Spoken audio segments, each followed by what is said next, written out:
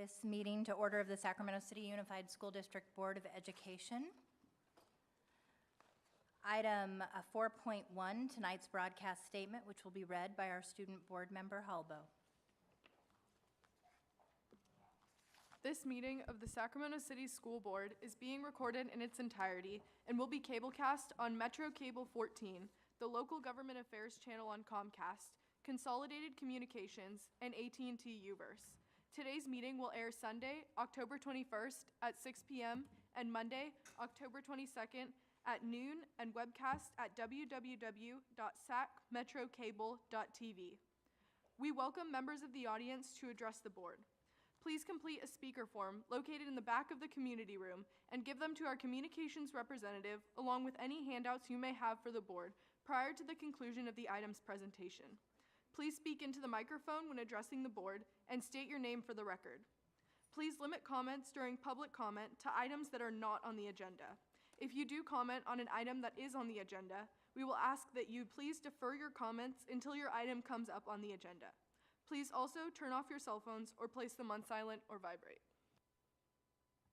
Thank you, Student Board Member Halbo. Item 4.2, the Pledge of Allegiance. Tonight's Pledge of Allegiance will be led by Eliana Enriquez, a sophomore at Rosemont High School. And Eliana, we have our flag over here. I hope you can see it. Thank you.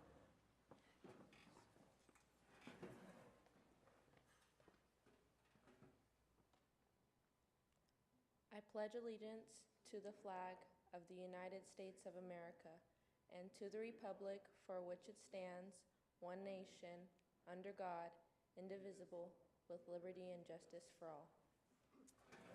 Eliana, if you can please stay up here. Tonight's student presentation will be presented by Board Member Pritchett, the area representative for Rosemont High School. And by the way, Principal Vigil, thank you so much for welcoming us to your home. Good evening. We are proud to introduce Ellie Enriquez as our Stellar Student of the Month. Ellie represents the ideal of a well-rounded student, someone who prioritizes academic achievement but also participates in co-curricular activities that add dimension to her high school experience. You could say that football is in Ellie's blood. She has loved the game as far back as she can remember and began playing flag football when she was only 6 years old. Her father played a quarterback at SCUSD and served as an assistant football coach for Rosemont High School for the last 12 years. Ellie's older brother, Anthony, played quarterback at Rosemont and holds the record for the single-season passing yards and touchdowns.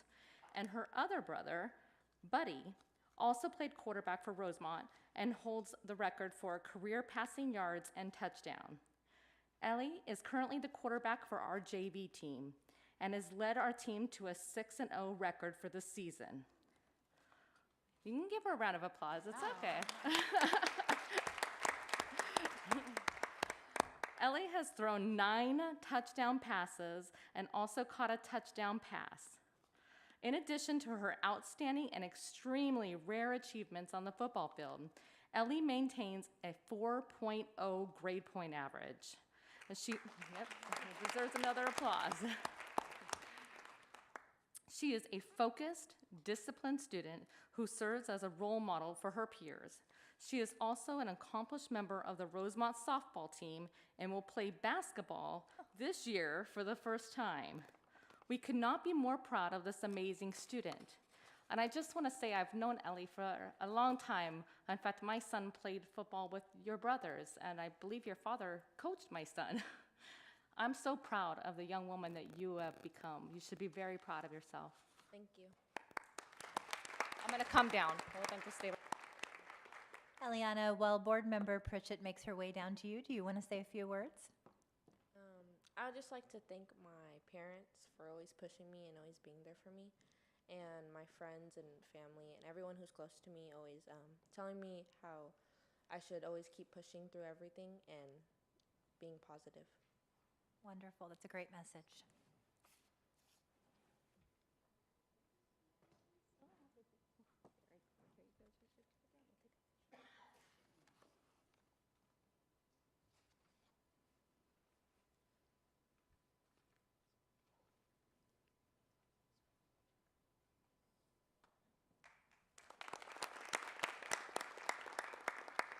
Item 5.0, announcement of action taken in closed session. None, Madam President. Item 6.0, agenda adoption. Do we have a second? All those in favor? Aye. Student preferential vote? Aye. Thank you. Item 7.0, public comment. Mr. Barrios, do we have any public comment? Yes, we have two public comments. Nancy Hosino, followed by Cecile Nunley.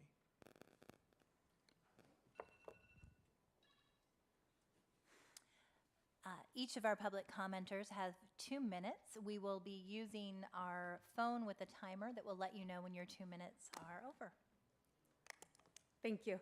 Good evening. My name is Nancy Hosino, and I am the mother of 3 wonderful children at Language Academy of Sacramento. And we are here, and I say we because I am here today representing the voice of 80 families in our school, and that are asking approval for a parent engagement project called Parent Club. Parent Club is a monthly event we're asking to meet once a month in our school. Why are we asking for this? Because we noticed that parent engagement is low. Just last month, we also were told by the preliminary CASP scores in math that they are also low. And as parents, we understand that school is not solely responsible for academic achievement. We know that as parents, they're our children, and we know that we can help. And we know that as parents, we can bring the best out of our children. I mean, we live with them. And we just need to learn how. And we have presented this proposal to administration. We have presented it to parent council. And last but not least, we presented it to the governing board of our school, as we are an independent charter.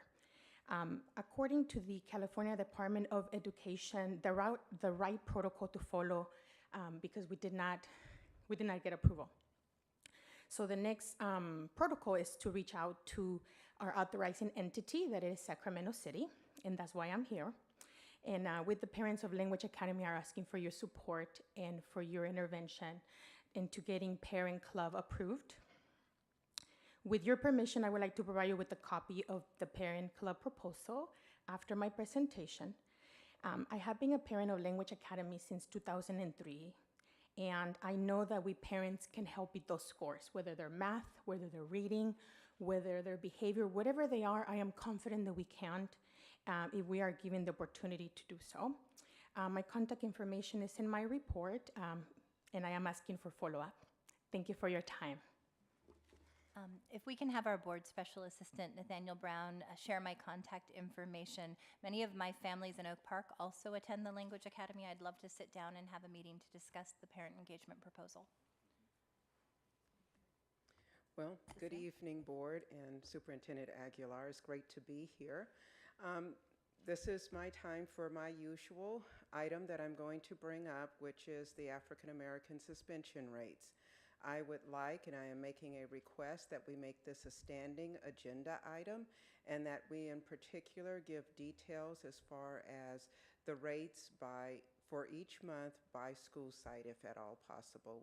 I will do that repeatedly until we start seeing some action on that, because it is so important that this remain in the forefront of the school district. So I respectfully submit my request again. Thank you, Cecile. And I do want to note that we have included as item 11.2 a monthly suspension report, and we'll be doing that moving forward in all board meetings. Thank you. Moving on to item 8.0, public hearings. Item 8.1, public hearing on the material revision of the charter petition for Success Skills Incorporated, Norcal Trade and Tech. Good evening, Board President Ryan, esteemed board members, and Superintendent Aguilar. I'm Jack Kramer, Director of Innovative Schools and Charter Oversight. Tonight, I will be facilitating the public hearing on the material revision of the charter petition for Norcal Trade and Tech. The contents for tonight's presentation is an overview of the charter school, various matters regarding material revisions, and finally, we will conclude with next steps. And I've noticed Mr. Mike Burnell, President of Norcal Trade, he's joined me to my left. We have the overview of the charter school, and this is information that has been presented before. What I would like to focus on is the middle area, locations currently in use by Norcal Trade, and it is the 3821 41st Avenue, 10620 Shira, as well as 2401 district-owned property on Florin. The material revision proposed by the charter is for the 10620 Shira Avenue. Regarding their material revision request, the charter school is seeking to add an additional site and have an approved site for classroom instruction at 10620 Shira.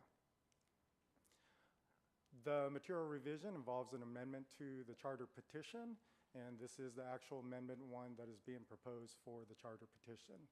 In essence, it is adding that additional site. It's notable that the amendment is still subject to all charter petition commitments, terms, and conditions of its original petition.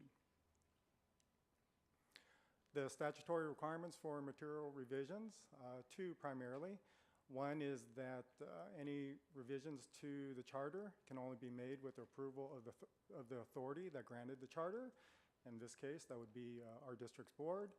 And finally, the processes regarding material revisions, they follow in essence the same processes as renewals. The final steps is for the board to consider district staff's recommendation to approve Resolution 3039 to grant the requested material revision and then take action in the subsequent consent agenda item tonight. Thank you. Thank you, Mr. Kramer. At this time, we'll take public comments on this item. Mr. Barrios, do we have any public comment? Public comment? Do we have any questions or comments from board members? And I'm going to ask you tonight, since I don't have a screen indicating who wants to speak, if you can just raise your hand, and I will do my best to call you in the order of which I see your hands go up. It looks like we don't have any questions on this item. This is an information item only. Thank you. Item 8.2, public hearing on advanced placement, AP World Language Instructional Materials, AP French, AP German, AP Latin, AP Chinese. Tonight presented by Dr. Taylor and Matt Turkey.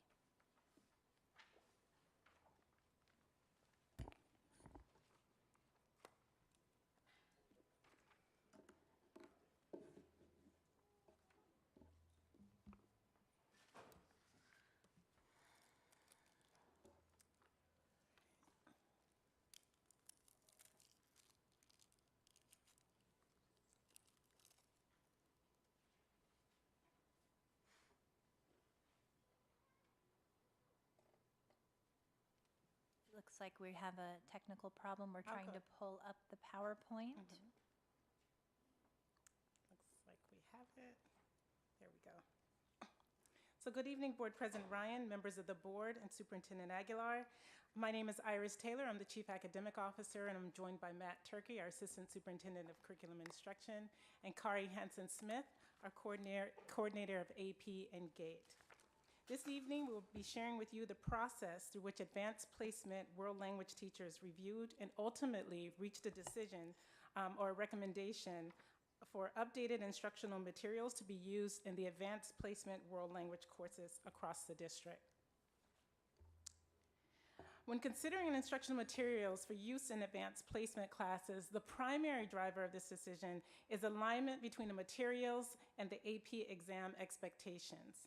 When it comes to AP World Language, the exam requires that students demonstrate both a strong level of language fluency in reading, writing, speaking, and listening across regional accents, and a rich understanding of the culture represented by the language speakers.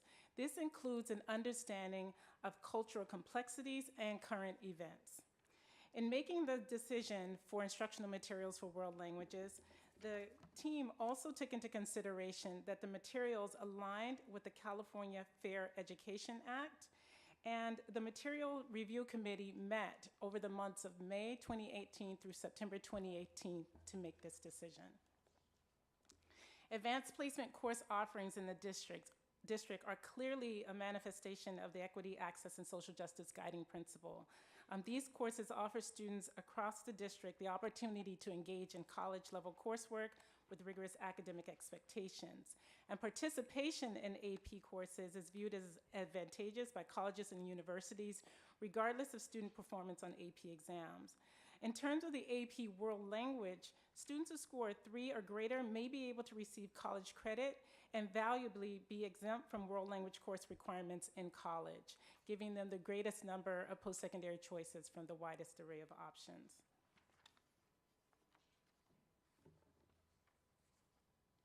Thank you. These are the materials that have been recommended for adoption by the Materials Review Committee. In 2012, the AP course descriptions and exams were updated by the College Board for AP French, German, and Latin. In 2015, the College Board made updates to the course description and exam for AP Chinese. The funds being used for this adoption are exclusively from the State Lottery Fund. These monies are restricted use and can only be accessed for the purchase of instructional materials. The purchase of these materials will not impact the district's general fund.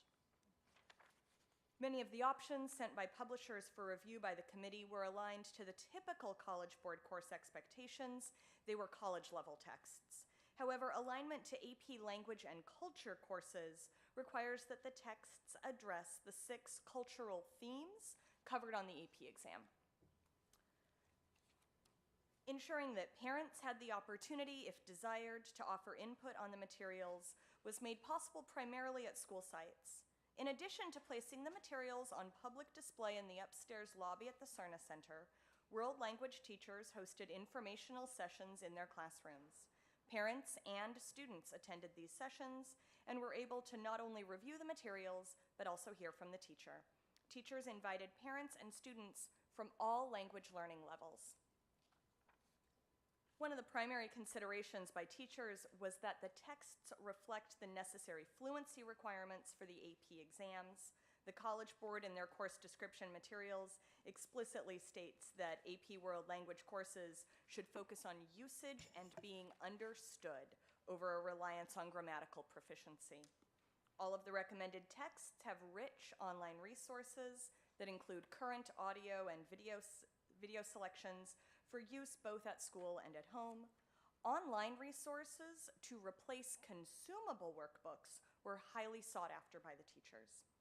These online resources include access to AP exam preparation, offering teachers real-time opportunities for student feedback and support. A consideration of the committee in this year's process was to ensure that the texts selected reflected not only the requirements of the AP course exams, but also the diversity of our community. This was especially important when considering the way in which the texts being reviewed addressed theme number 5, families and community.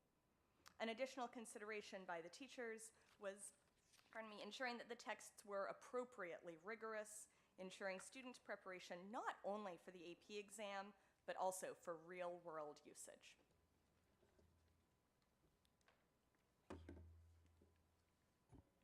And good evening. Our next steps are to provide professional learning for teachers of these AP courses to ensure that both the teachers and the students can get the online access which they need and that they want, and also to provide the forum within professional learning so that teachers can look at the embedded assessments which are online, perhaps come to some agreement on some common assessments, that type of thing. Thank you. Thank you. Do we have any public comment on this item? No public comment. I apologize. One public comment. No public comment. I apologize. Okay. Comments or questions from board members? So I have just a couple questions. I'm curious as to when the AP instructional materials were last updated.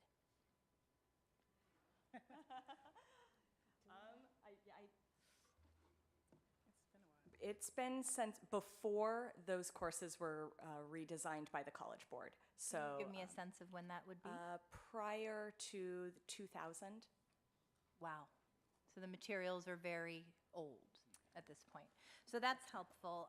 I also appreciated in your presentation the way you outlined the efforts to ensure that the diversity of the community was reflected in the review process. That's extremely important to me. I'm happy to hear that the materials are being updated. I think it's obviously past its time, but ensuring that they're updated in such a way and that the curriculum and materials that are adopted are culturally relevant is key in this district. And so I would love actually to see, and I don't see this in the materials before me, the list of the review committee, the schools they represent, as well as the families that were engaged. Sure, I can get you the names of the, I can get you the names of the parents. Every teacher who was using these materials was on the committee. So every French teacher, Chinese, it's a small end value, but every teacher who will be using these materials made the decision. And Dr. Taylor, can you remind us how many students were able to take the AP course test free of charge this year as a result of the College Readiness Block Grant? Unfortunately, I don't have that with me, the exact number of students who were able to do that. Though this year, all students who are taking AP courses will be able to take the AP exam. But for last year, I don't have that information. Superintendent Aguilar, I don't know if my recollection is correct, but I think it was like 280 students. Yeah, I could actually go one step further. I'm sorry, that there may be more than that because students who are not currently enrolled in the course may also opt to register to take the exam. So we see every year a significant number of heritage speakers who are not taking the AP course but opt as freshmen or sophomores to take the AP exam. So we'll have all of our exams ordered by November 9th, so we'll know this year exactly, pretty soon, to tell you exactly how many exams are being ordered. Wonderful, I appreciate that. I know that this is very much in line with the vision for equity, access, and social justice that we continue to articulate in the district. I'm happy to hear that given our budget crisis that we are able to use state lottery funds for these instructional materials, and I think that that combined with the College Readiness Block Grant and the ability to offer the AP course testing free of charge is a huge win for the district and our students. So thank you so much for your efforts. I look forward to getting the listing of the work group. Thank you. Moving on to item 8.3, public hearing on the approval of resolution number 3042, compliance with the Pupil textbook and instructional materials incentive program, again presented by Dr. Taylor and Matt Turkey. Good evening, Board President Ryan, Superintendent Aguilar, and members of the board. Again, I'm Iris Taylor, the Chief Academic Officer, joined by Matt Turkey, our Assistant Superintendent of Curriculum and Instruction. And this presentation will focus on and report on the district's compliance with the Pupil Textbook and Instructional Materials Program Act, or Ed Code 60119. This Ed Code requires that by the 8th week of school, we hold a public hearing to certify that all students have sufficient instructional materials that are consistent with the content and cycles of curriculum adoption adopted by the State Board of Education. The core subjects that are covered in this are English language arts, history, social studies, math, science, including science lab equipment, foreign language, and health. The steps that we as a district take to ensure sufficiency include an initial survey of sites to determine that the textbooks and instructional material needs. We gather that information usually in the early spring, and then we redistribute surplus of textbooks and materials, and then we order additional textbooks as needed, including the replacement of lost or damaged materials. We then verify sufficient materials for each student. This year, we're going to share with you just a challenge that we've had with instructional material sufficiency in 2 of our school sites, our Waldorf elementary schools. Thank you. So on August the 16th this year, the board approved instructional materials for our Waldorf schools, an updated list of instructional materials, so for A.M. Wynne and for Alice Burney. And at this point, some of those materials are actually unavailable from publishers, and others, which are hard to source, are on back order. Because of this, both of those schools have been deemed to have insufficient instructional materials by SCUSD. We are currently working very closely with SCUSD to make sure that we are remedying this issue.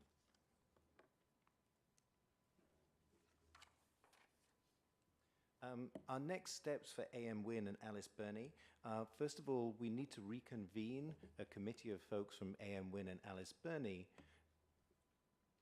Oh, thank you. We need to reconvene a committee of A.M. Wynn and Alice Burney to actually look at the list and redo that list, because if the list has unavailable materials, we are never going to be able to be deemed sufficient, simply because we can't get a hold of them. So we're going to reconvene some folks and then come back to the board with an updated list, and then ask the board to adopt that updated list. Once we have a new updated list for our Waldorf schools, we're then going to ensure they have all of those materials, and then ask SCUSD to come back, who will then verify the sufficiency of those instructional materials.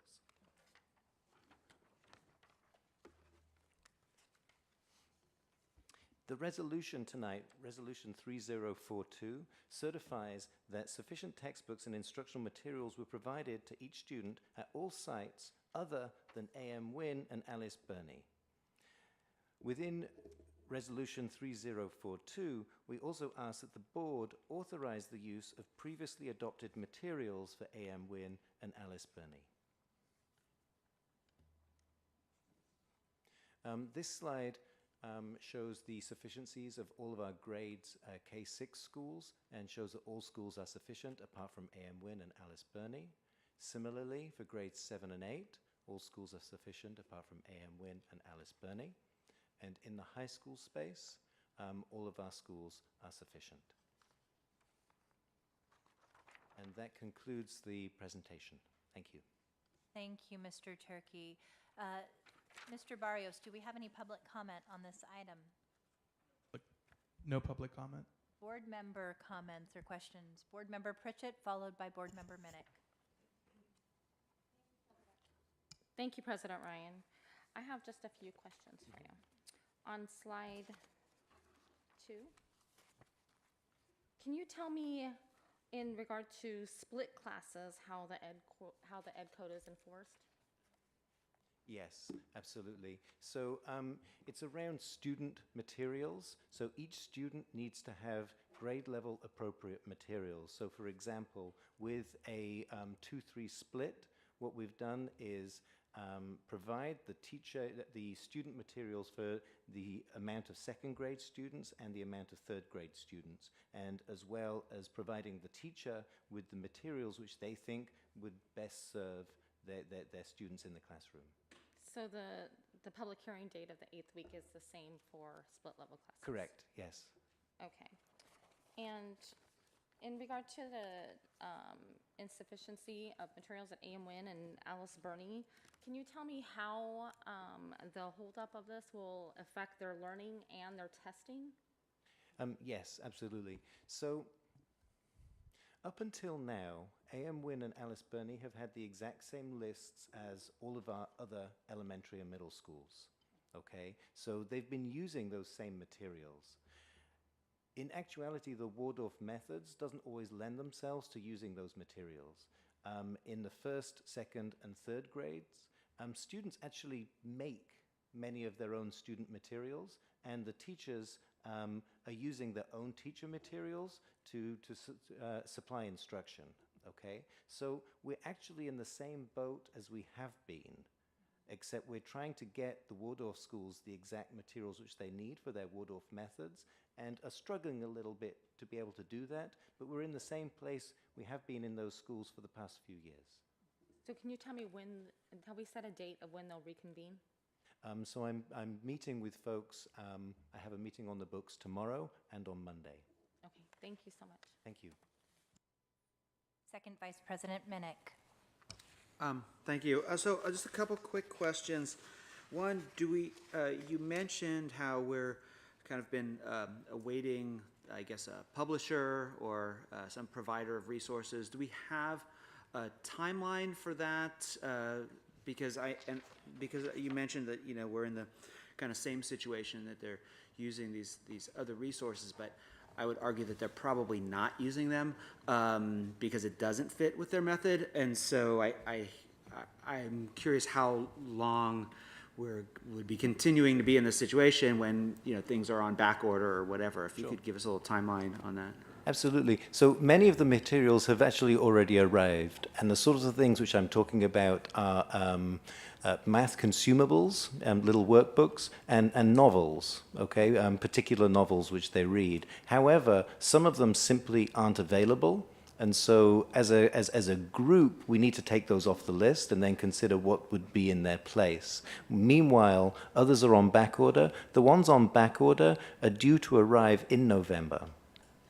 So then I guess my follow-up is, do all students at both of these schools have access to some of the resources, or are there grades that have none of the resources and others that have all of the resources that they need? So last year, for example, just to try and help answer your question, we ordered a lot of materials for both of those schools, and they have those materials. So there is no grade level which has no materials. They all have some materials. They've all yes. moved forward with new stuff at some level. That's correct. And then you said that the Waldorf schools authorized to use previously adopted materials. Those are what you said we've been doing kind of all along. So in Correct. the meantime, they'll potentially supplement some of their new stuff with some of the old stuff that they've kind of sporadically used in the Yeah, past. that's right. And as I say, the novels which we bought last year, for example, they've been using and will continue to use, and the new things which they have this year, they will continue to use as well. Okay, and this is a temporary situation until we have everything that we need. That's correct. Cool, thanks. Do we have any other board member comments? Okay, so this is an action item. Do we have a motion and a second? Second. Student board member preferential vote? I vote to approve Resolution 3042. All those in favor? Aye. Motion carries. Thank you for your presentation. Thank you. Item 9.0, Board Workshop, Strategic Plan, and Other Initiatives. Item 9.1, the California School Dashboard, Local Indicator Update. Mr. Harris and Ms. Morrison. Good evening, Board President Ryan, board members, and Superintendent Aguilar. My name is Vincent Harris. I'm the Chief of Continuous Improvement and Accountability, joined this evening with Kathy Morrison, who's our LCAP and SIPSA coordinator.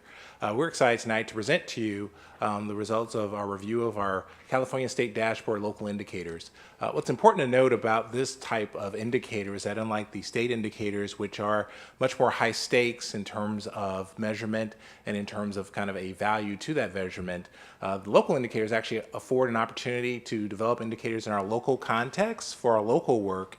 And really the measurement here is our ability to share those indicators formally here at a board meeting and within the district staff as well. And so you'll notice that we're meeting those indicators as we get into the presentation, but that's really a function of the process by which these indicators are really meant to drive internal conversation. And so as I just mentioned, by November 16th, we have a hard deadline to make sure that, one, we present them in a public setting, i.e. a board meeting like we're doing tonight, and then also making sure that we upload this data into the dashboard so that it is available for folks to review. In terms of the indicators that make up the dashboard, of course, we will talk later with you about the state dashboard, which is due to be released in December of this year. But tonight, we'll focus specifically on the indicators you see circled here. Again, these indicators are meant to be more for information sharing and to drive internal conversations about the results, not so much driven as a judgment, if you will, versus other districts. And as I mentioned previously, as you look at the summative results, we've met all those indicators in our local context. And so Ms. Morrison will give you more information about the indicators specifically, but tonight's presentation was really to share them with you as a part of the formal process of information sharing, and then to let you know as staff, we review these as conversation items to just figure out, what are interesting things about the data in our local context. And with that, I'll turn the presentation over to Ms. Morrison. Thank you. Good evening, President Ryan, Superintendent Aguilar, and board members. For each of the slides on the 5 state priorities, we show the metrics required by the state and the evidence required. Basic services, or Priority 1, includes data from the 2017-18 School Accountability Report Card on teacher credentials, materials, and facilities. Districts report the number of teachers misassigned or teaching outside of their subject area, as well as how many misassignments occur in classes with greater than 20% English learners. The district's vacancies are up slightly over last year, but misassignments are lower. And all students had sufficient standards-aligned instructional materials, and 100% of school facilities met the good repair standard. A survey from the California Department of Education is the basis for our self-assessment on standards implementation. The survey was administered for the first time last year to 44 administrators, and last spring of 2018, we had an increase to 53. The state standards survey covers perception of district progress in providing professional learning, instructional materials that are aligned to standards, and progress in implementing policies or programs that support sites in identifying areas to improve. This table is a snapshot to compare the responses from 2016-17 to 17-18, and these percentages reflect the responses that came in at level 4, indicating full implementation, and level 5, full implementation with sustainability. For priority 3, the district chose to create a narrative response to identify our efforts to involve parents in decision-making and also how the district promotes participation in programs. So the decision-making points indicated include, of course, our school site councils, English Learner Advisory Committee, and the District English Learner Advisory Committee. We also implemented the Graduation Task Force last year, community forums, and town halls that provided voice for parents. And when the state talks about participation in programs, many of them are led by our Family and Community Empowerment Department. We also remove barriers with provided translation and interpretation, and educational opportunities such as the Parent Information Exchange meetings. State Priority 6 is school climate. The district administers a local climate survey each spring. For this portion of the dashboard, we are only asked to report about student perceptions of connectedness and school safety. And much of this presentation has already been shared with board members, so we will go through the data quickly. This report is indicating by grade span, number of students responding to the survey, and the average % of positive responses to connectedness and safety. We know that there are opportunities to build here. This is a report by student group, ethnicity, indicating again the number of students responding, the average % of positive responses to connectedness and safety, and a year-over-year change in each of those areas. And a similar table showing the same data, number of students, positive responses to connectedness and safety, looking at our specific Asian race students. And again, all of these results are for students in grades 3 through 12 throughout the district. For student programs, we look at the students identified by the local control funding formula. So English learners, socioeconomically disadvantaged or low-income students, students with disabilities, homeless, and foster youth. Priority 7, course access, has always been part of the state priorities, but this is the first time that it will be represented on the state dashboard. The required narrative on course access asks the district to identify metrics that track the extent to which all students have access to and are enrolled in a broad course of study, with a particular focus on the grade spans, students identified through local control funding formula, and students with exceptional needs. A review of course access in the high school segment aligns with the equity, access, and social justice guiding principle, ensuring that all students are given access to courses that will provide them with the greatest number of post-secondary choices from the widest array of options. So because there is no specific guidance to assess course access for our baseline data in this first year, we chose to identify student groups enrollment in career technical education. This data is from 2017-18, and for the career technical education, it includes students in any CTE program. Advanced placement represents students in grades 9 through 12 who took at least one advanced placement course in 17-18. And the column A through G represents the number of students in 2017-18 who are on track for A through G completion. And as I mentioned, this criteria is completely locally controlled by the district, and we expect that California Department of Education may tighten this up over time. So in closing, the district is going to enter the rating of MET and the associated data for each of these indicators to the California School Dashboard website prior to November 16th. And we are looking forward to the release in early December. Thank you. Thank you, Ms. Morrison. Do we have any public comment on this item? Yes, we do. We have a comment from Cecile Nunley.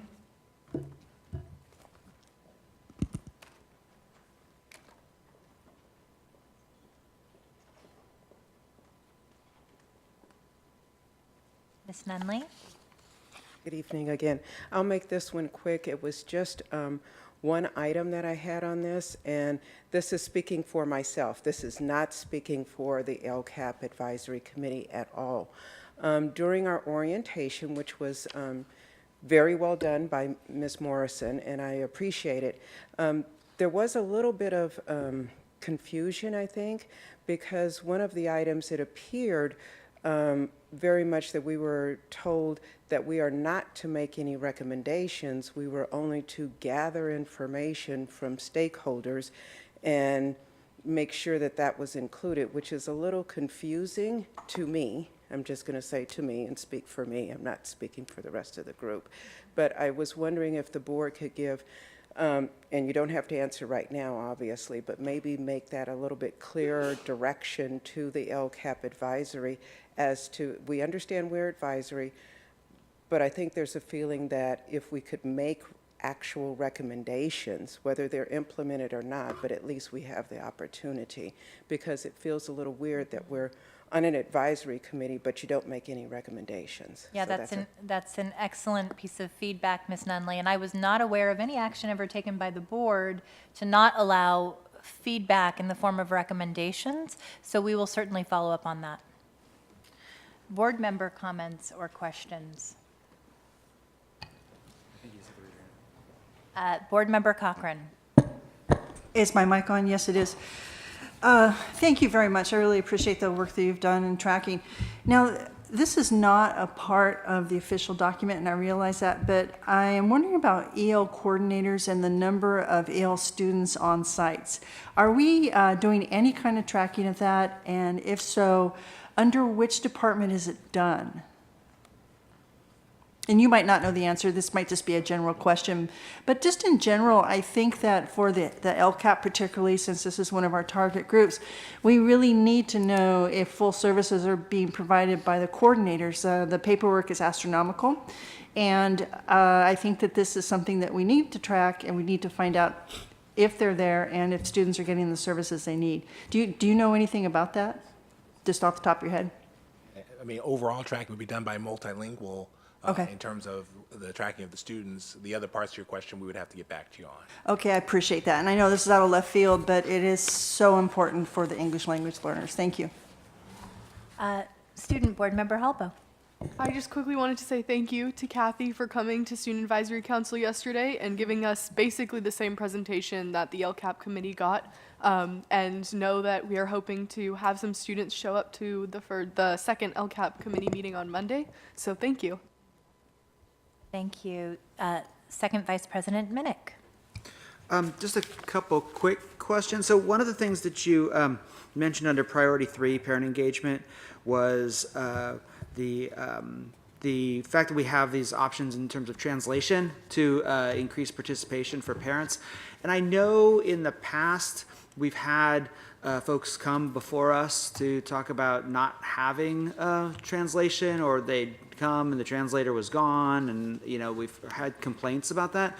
And so I just wanted to kind of get a feel, and this might not be something that was collected in this, but have things changed? Has there been like a conscious effort to ensure that we have all these translation opportunities available? I know I was at the Community Advisory Committee for Special Ed last night, and they had quite a bit of translation options for parents. So I just wanted to kind of check about that. That was my first question. I don't know if you have thoughts. I will say that last year, mid-year, we received a report from the Matriculation and Orientation Center, or MOC, that organizes all the translation. So I do have, not with me, statistics on how many meetings they attend and opportunities. I would say that it is our district standard to provide translation, and I'm guessing that where we may have more challenges are at the school sites where we don't have sufficient staff, maybe after hours. But that is definitely a standard that I think we want as a district to continue removing those barriers. And we did translate all of the SCUSD this year, which had not been done, but based on the language needs of each site, we've translated the LCAP to 5 languages and the SCUSD as well, the school plans. That's awesome. The other question I just had in the data on the respondents to the school climate survey, that there was this drop in participation under the section of like EL, special ed, SED, homeless and foster students. So those have dropped when in some of the other demographics have gone up. And I didn't know if we could, if you can extrapolate any information from that, or if there's been any changes in how we're addressing that, because these are obviously very important voices we want to make sure are heard, especially as we're thinking about school climate. We've heard from a lot of parents here talking about climate issues for their kids, especially for kids that are in special ed and SED classes. So actually our data review team actually discussed this. The number of students increased year over year as a whole, but we also thought that that was notable, that those student group responses decreased, and our only explanation is that there were different schools taking the survey in larger numbers than others. But going forward, our target is to increase participation in the survey again this year. We went from roughly 11,000 to 13,000, and I will say that the state would like, in a webinar recently, CDE would like threshold to be 70% of students taking this survey. So we have some growth to do there. Yeah, I definitely think we need to take special focus on making sure those voices are heard moving forward. Board member, if I could add, part of what we're trying to do too is understand an order of magnitude of the change. So your point is absolutely well taken. In some cases, the change is somewhat, on a percentage basis, relatively small. So we're wrestling with the right type of research to do. But we definitely agree with your point, and we'll do a little bit more digging to see if we can tease out something that makes sense as a trend. Awesome. Appreciate that. Thanks. Thank you, Ms. Morrison. I have a couple comments and questions. So on slide 7, I appreciate the gains that have been made year over year in progress in providing professional learning in ELA, ELD, mathematics, social sciences. So it looks like we have about a 5% gain, which is not insignificant. And then supporting the professional learning needs of teachers and administrators, it looks like there's a 6% gain in responses from 2017-18 over the prior year. So I would love to hear, based on that these are both centered in professional learning, some of your early analysis of the increase and what led to that increase. We'd have to study that a little bit more to get back to you with a concrete response. Okay, so that is encouraging. I will say, I appreciate that we met the state requirements for parent engagement and school climate, and yet I think it would be disingenuous not to acknowledge we have much more work to be done, meeting those requirements and having our students and families feel like they are welcome, connected, are two very different things. And I think that we know that this next year will be a time when we engage at a higher level because we must. When I'm looking at the data, particularly in slide 11 and 12, I just want to call out a couple things to me that are very interesting and should be sources of continued analysis and part of our conversation for the African American Achievement Initiative, for our work with the Community Advisory Committee and others, because these are populations arguably in crisis. If you look at the response to connectedness, what we see is that in 2017, 2018, our least connected population is our Black population, with almost a 10% difference in the level of connectedness between our Black students and our white students. That to me is incredibly troubling. The only other student population that seems to be in such dire straits is the Hmong student population when you look at the disaggregated data among our Asian races at 60.4%, which to me is also very troubling. Then you look at the connectedness of our EL students, 58.9%. So there is almost a 12 percentage point discrepancy with our white traditional students. And then our special education students, once again, on par with our Black students, as among the least connected populations. So I am hopeful that as we're using this data as a tool for change and continuous improvement as a mindset, that you do a deep dive into this and honestly own the data in these various forums in such a way that we lay out a plan for trying to change these statistics next year when we come back to these surveys. That's it. Do we have any other comments? Okay. This is an information item only. Moving on to item 9.2, approve the City of Sacramento Police Department School Resource Officer SRO contract presented by Nina Delgadillo and Lieutenant Adam Green. I gave you a heck of a promotion. Actually, that's not Adam Green either. He has been moved to another position, and the new captain of our unit is Lisa Hines. She'll be joining me later. Good evening, Board President Ryan, Superintendent Aguilar, members of the school board, community, and colleagues. My name is Nina Delgadillo. I'm the Director of Safe Schools for the district. My job is to liaison with all first responders and to keep our children safe. As part of that job, I am a direct liaison to the police department, and therefore I will be introducing the City of Sacramento Police Department School Resource Officer contract briefing for you this evening. So I'd like to provide an overview of the SRO unit. The School Resource Officer unit is essential in crime prevention and focusing on long-term solutions to ensure the safety of our students, staff, parents, and surrounding community members. Not only does our unit respond to daily safety concerns, they lead with engagement and strive to be proactive versus just reactive. Their input in plans and drills and safety trainings empower others to address safety challenges. 8 officers and 1 sergeant are assigned to our schools: J.F. Kennedy, C.K. McClatchy, Rosemont, Hiram Johnson, Luther Burbank, and American Legion High Schools, along with 2 floater SROs for response throughout 71 school sites, as well as other district facilities. An example of how this can also affect the surrounding communities is very recent.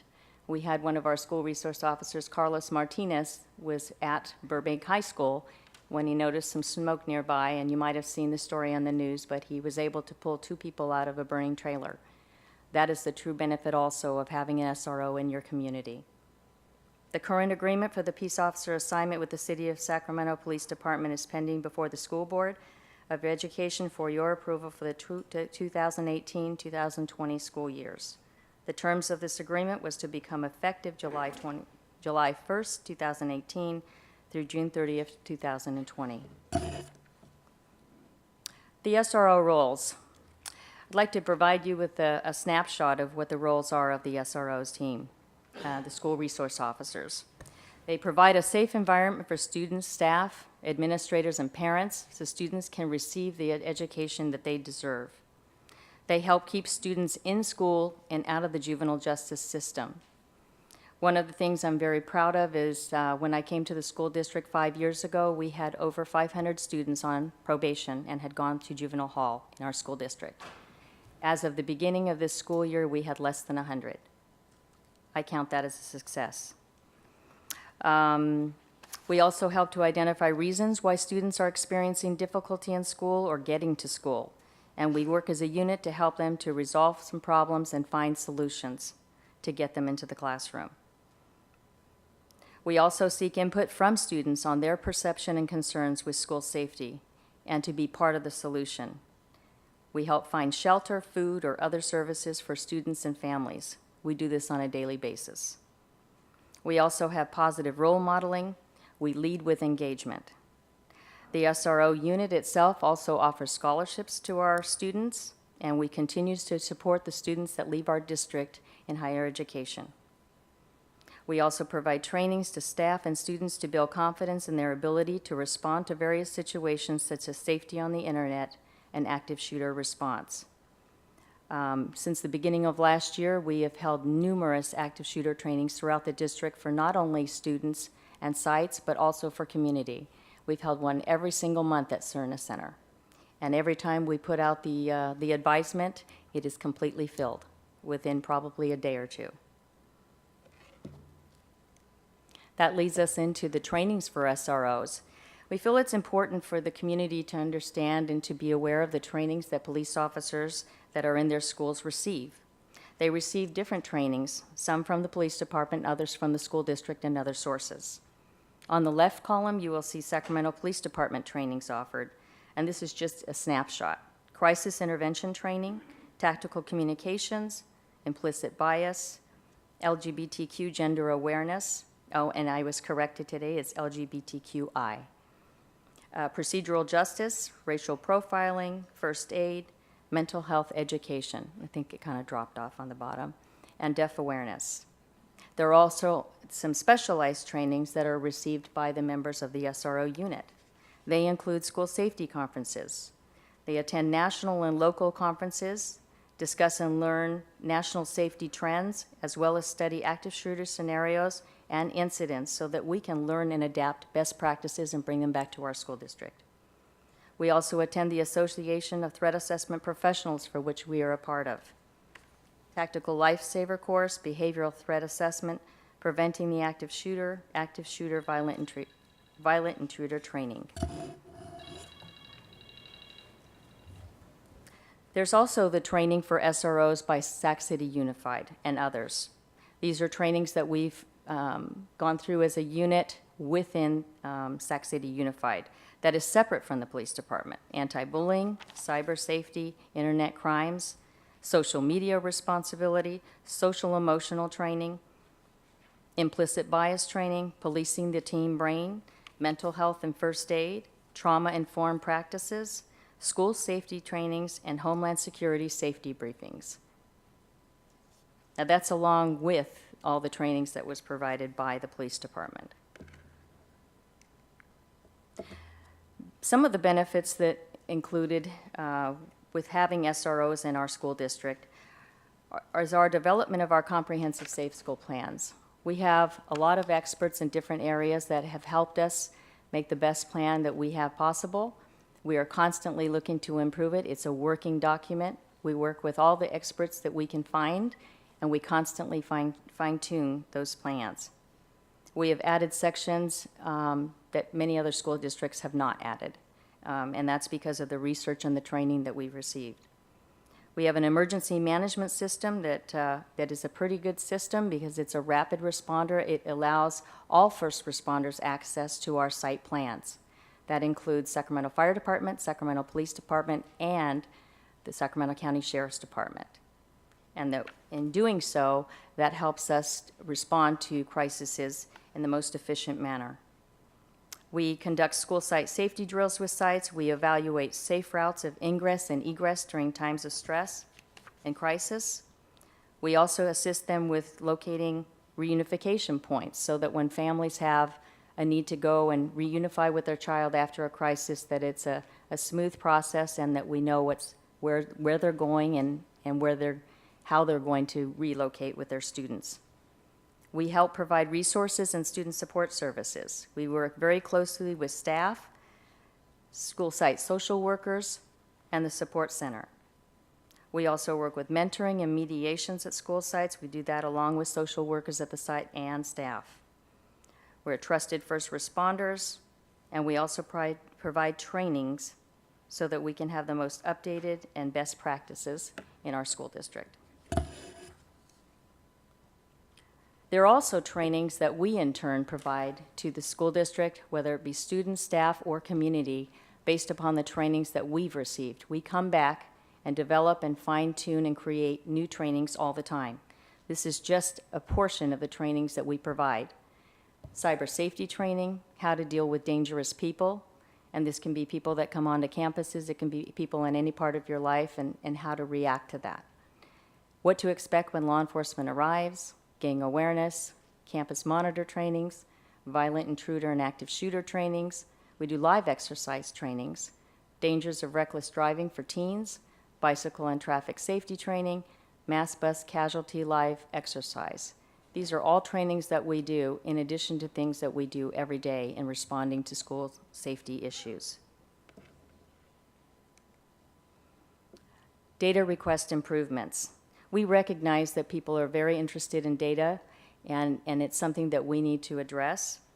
We are currently working with our legal counsel and the Sacramento Police Department's Crime Analysis Unit to determine how we can capture and release data to the board in January of 2018. So that's something that we are currently working on.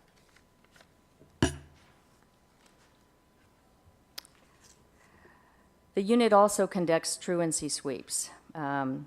The school district receives $75,000 a year from the Gang Suppression Violence Grant. The SRO unit thus conducts truancy sweeps at various high schools at least 9 times a year.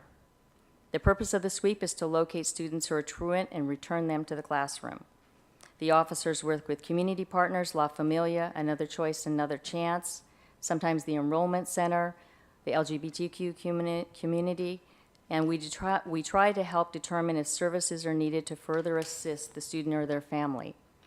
An excellent example of this is recently we had a truant student at one of our high schools, and we determined by talking to him that the reason why he was truant was because his family was homeless, didn't have any transportation. The SRO worked diligently to provide shelter to the family, transportation, and that student is currently attending school again on a regular basis. There is a complaint process that we'd like to share with the community. If there's a complaint regarding an SRO, a report may be made to Constituent Services Department at the school district. A report may be made to school administrators. The report may be filed with the Sacramento Police Department either in person, by email, or by mail.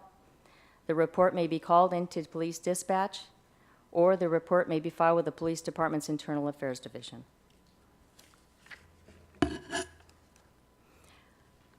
Our recommendation is to approve the 2018-2020 contract with the Sacramento Police Department. If we have any questions, I'd also like to reintroduce Captain Lisa Hines. Thank you. Do we have any public comment on this item? Yes, we have 14 public comments. If you could stand in line in the order you're called, please. Faye Sharp, followed by Tony Perez, Julie Snyder, Jessica Martin, Christy Wells Artman, Gino Dubrescu, Brooks Larson, Mary Struz, Michael White, Cecile Nunley, Carl Pinkston, Jason Weiner, Dere Flores, and Lamaya Coleman.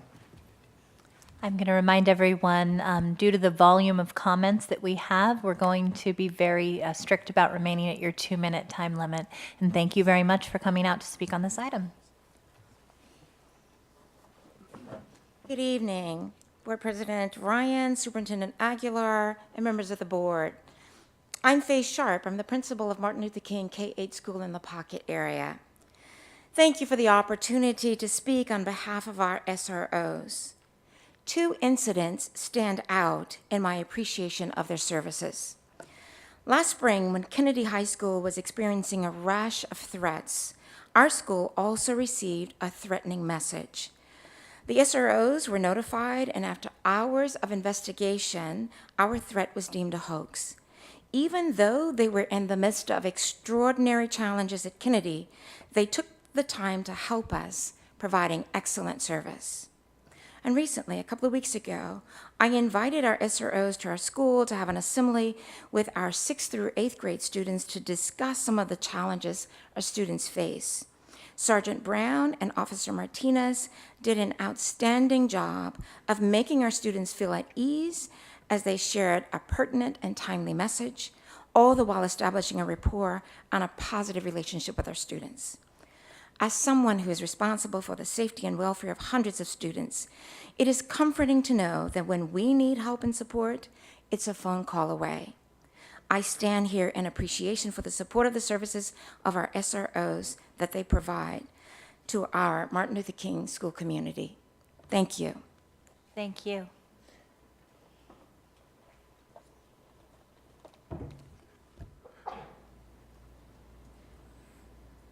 Good evening, Board President Ryan, Superintendent Aguilar, members of the board.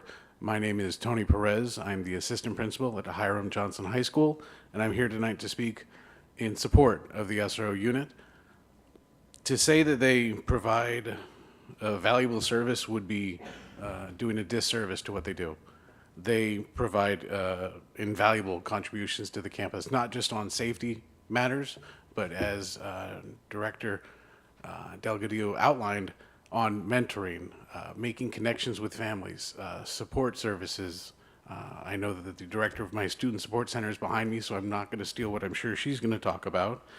They provide a presence, they provide a comfort, connections to the students. They are often the first interaction with law enforcement where it's not in a confrontational situation, but one of a hand, a friendly face, a smile, or in the case of our outstanding SRO, somebody who's in the weight room with the kids after school, showing something they haven't seen before. Our SROs in the past have pulled students out of human trafficking simply because we noticed them in the hallway and said something looked off. They have provided services to the surrounding community for the feeder schools. I don't think everybody understands, perhaps you do. They oversee not just my high school, but they work with all of those elementary and middle schools. I can't imagine trying to do my job without the presence of the SRO. I would invite every one of you to come out to see the campus and the amazing environment, the climate that they have helped me build at Hiram Johnson. Thank you.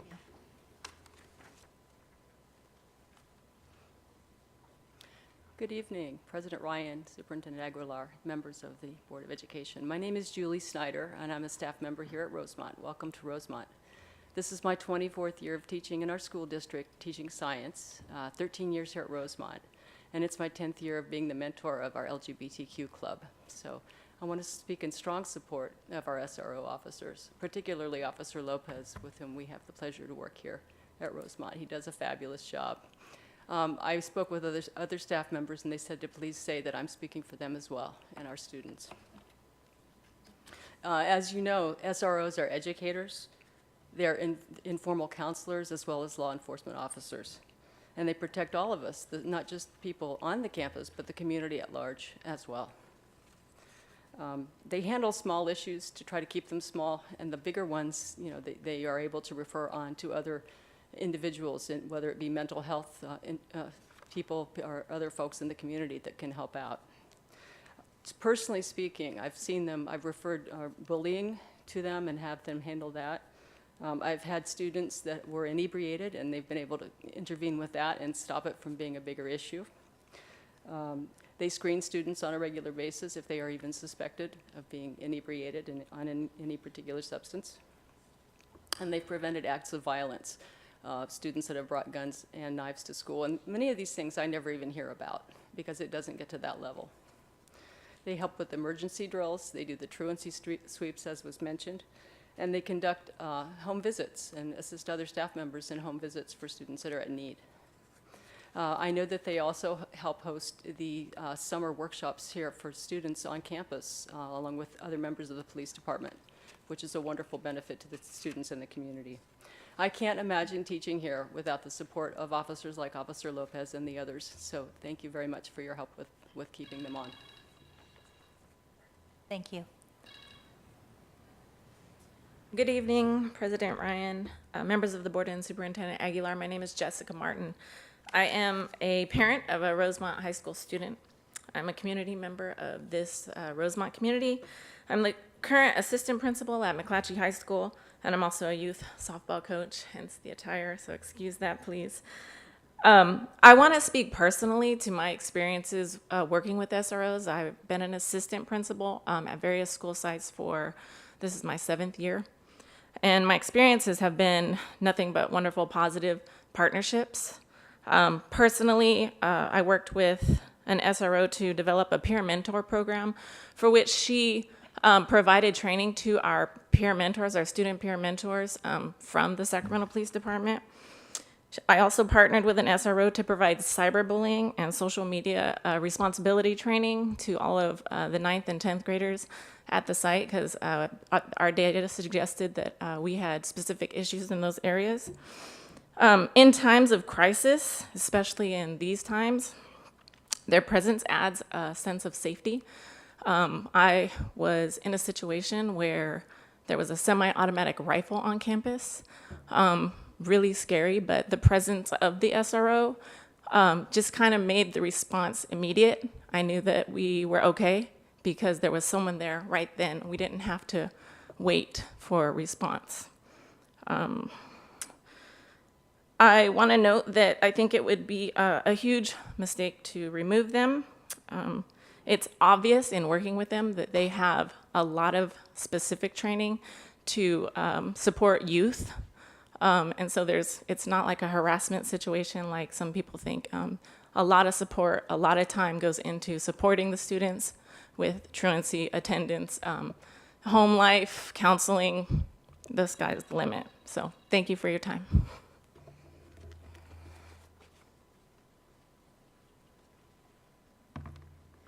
Good evening, Board President Ryan and Superintendent Aguilar and esteemed board members. My name is Christy Wells-Artman. I'm the proud principal at New Joseph Bonheim Community Charter, a dependent charter in Sacramento City Unified. And I'm here to speak on the benefits and support of our SROs. As you know, school safety is of the utmost importance to schools, students, families, and the greater Sacramento community. There is a great and dire need where positive and trusting partnerships between schools and SROs working together, along with law enforcement in building safe schools. And as Nita pointed out, our SROs wear many, many hats. NJB has had a very positive partnership with our SRO in ensuring that these needs are met. Our experience with our SRO has resulted in the following. They have been a great assistance to our school in building a safe school climate and working with students and helping them get on the right track with confidence. They often arrive before other law enforcement does, and they assist readily. They help with communication to families regarding potential dangers. They assist with our safety plan, and they work with our safety team. With any questions that we have, they quickly answer for us. They provide resources, trainings, feedback, and security when needed by the school. They are professional, knowledgeable, and courteous with all staff, scholars, and families. It is my strong belief that SROs benefit our schools greatly, and thank you for considering renewing.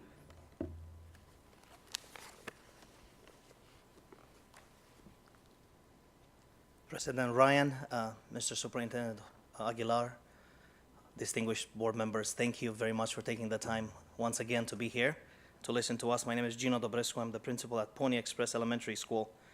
And I have two reasons why I came here tonight, a personal reason and a professional reason. Professionally, I like to thank every resource officer and every police officer for that matter, for the time they took their oath, for the time they responded to my need, for your service, for my security, for your bravery, for my peace, for my protection, for your courage, for my safety, for your sacrifice, for the times you've left your families, for the time you risked it all to come and support me and my community and all of us.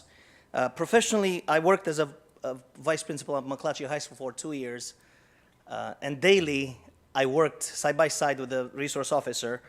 And I like to let you know that every time I do an investigation, and sometimes hourly, I remember the training, the awesome training that they gave me to make my life extremely successful as a school administrator. So I'd like to thank Joe Brown, D.T. Martin, Officer Lay, Officer Martinez, Officer Justin Brown. I have a safety plan, and I'm very careful about completing that safety plan on time, and I'd like to thank Nina Delgadillo for her support. Personally, I want you to know that for the first 35 years of my life, I had a bit of a problem with the little fear when I saw a police officer. After working with them for the last 4 years now, I have the most respect for these people. I thank them for what they do, how they benefited us with knowledge, training, experience, a highly visible presence, their high moral standards, and their very good use of judgment and discretion. And I use that every day, and that is because of them. So thank you for considering approving this and continuing with our SROs. Thank you. Thank you. Good evening. My name is Mary Struess. I coordinate the Student Support Centers at Hiram Johnson High School, Wilsey Wood Middle School, and American Legion High School. I'm here to urge your support for the SAC-PD contract for the SROs. Over the last 18 years, I have directly witnessed the benefit of having an on-site police officer that specializes in serving our middle and high school students. SROs are able to immediately respond to threats and crimes committed on our campus. Their presence acts as a deterrent for greater crimes. When students disclose that they have been victims of crime, which oftentimes happens through our student support centers, we are assured that the SRO will respond with sensitivity and compassion to our students as they take their crime reports. Our SROs accompany us on home visits for truant students. They do welfare checks when a student says that she or he does not feel safe going home. They talk with parents. They support them. They offer resources to parents and guardians, many of whom may be feeling overwhelmed with a son or daughter who is not wanting to come to school or maybe making unhealthy or unsafe choices. One of the most important roles that they play in deterring crime is acting as a mentor to our students.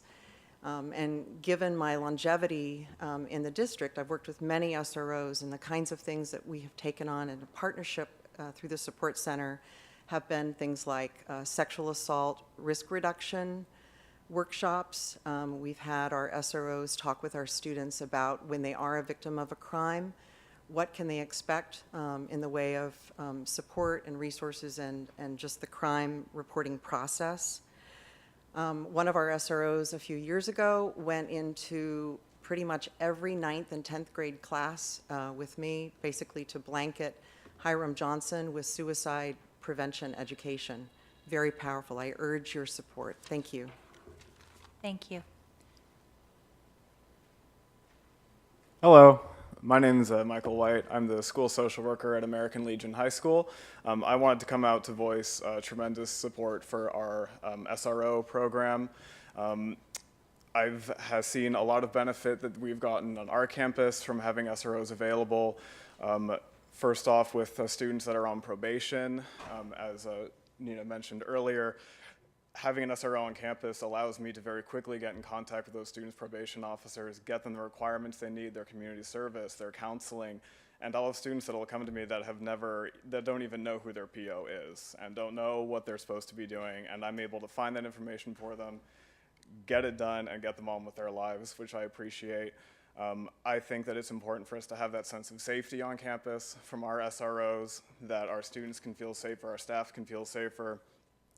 And on a kind of deeper level, I enjoy seeing that a lot of our students, unfortunately, have had some very negative experiences with police officers and even some frankly, traumatic experiences with police officers, and for them to be given the opportunity to forge a positive relationship with an officer who truly is a part of the community and a part of the family on our campus has been very touching to me. And to see them be able to foster that relationship and have someone that they see every day and that they feel comfortable with and that they get to know, I think can have lasting impact on their lives in terms of who they can trust and who they can come to for support. And also, I know it's difficult to think about, and I don't even like talking about it, but with our current climate in this country, with school shootings and the horrific tragedies that we've had to be facing, I don't want to be looking back on this meeting months or years from now and think, man, like I wonder if it would have been different if we'd been able to have our SROs on campus. And I would rather us take every precaution at the forefront to make sure that we have every safety possible for our students and our staff, rather than to look back and wish we'd done something differently. Thank you.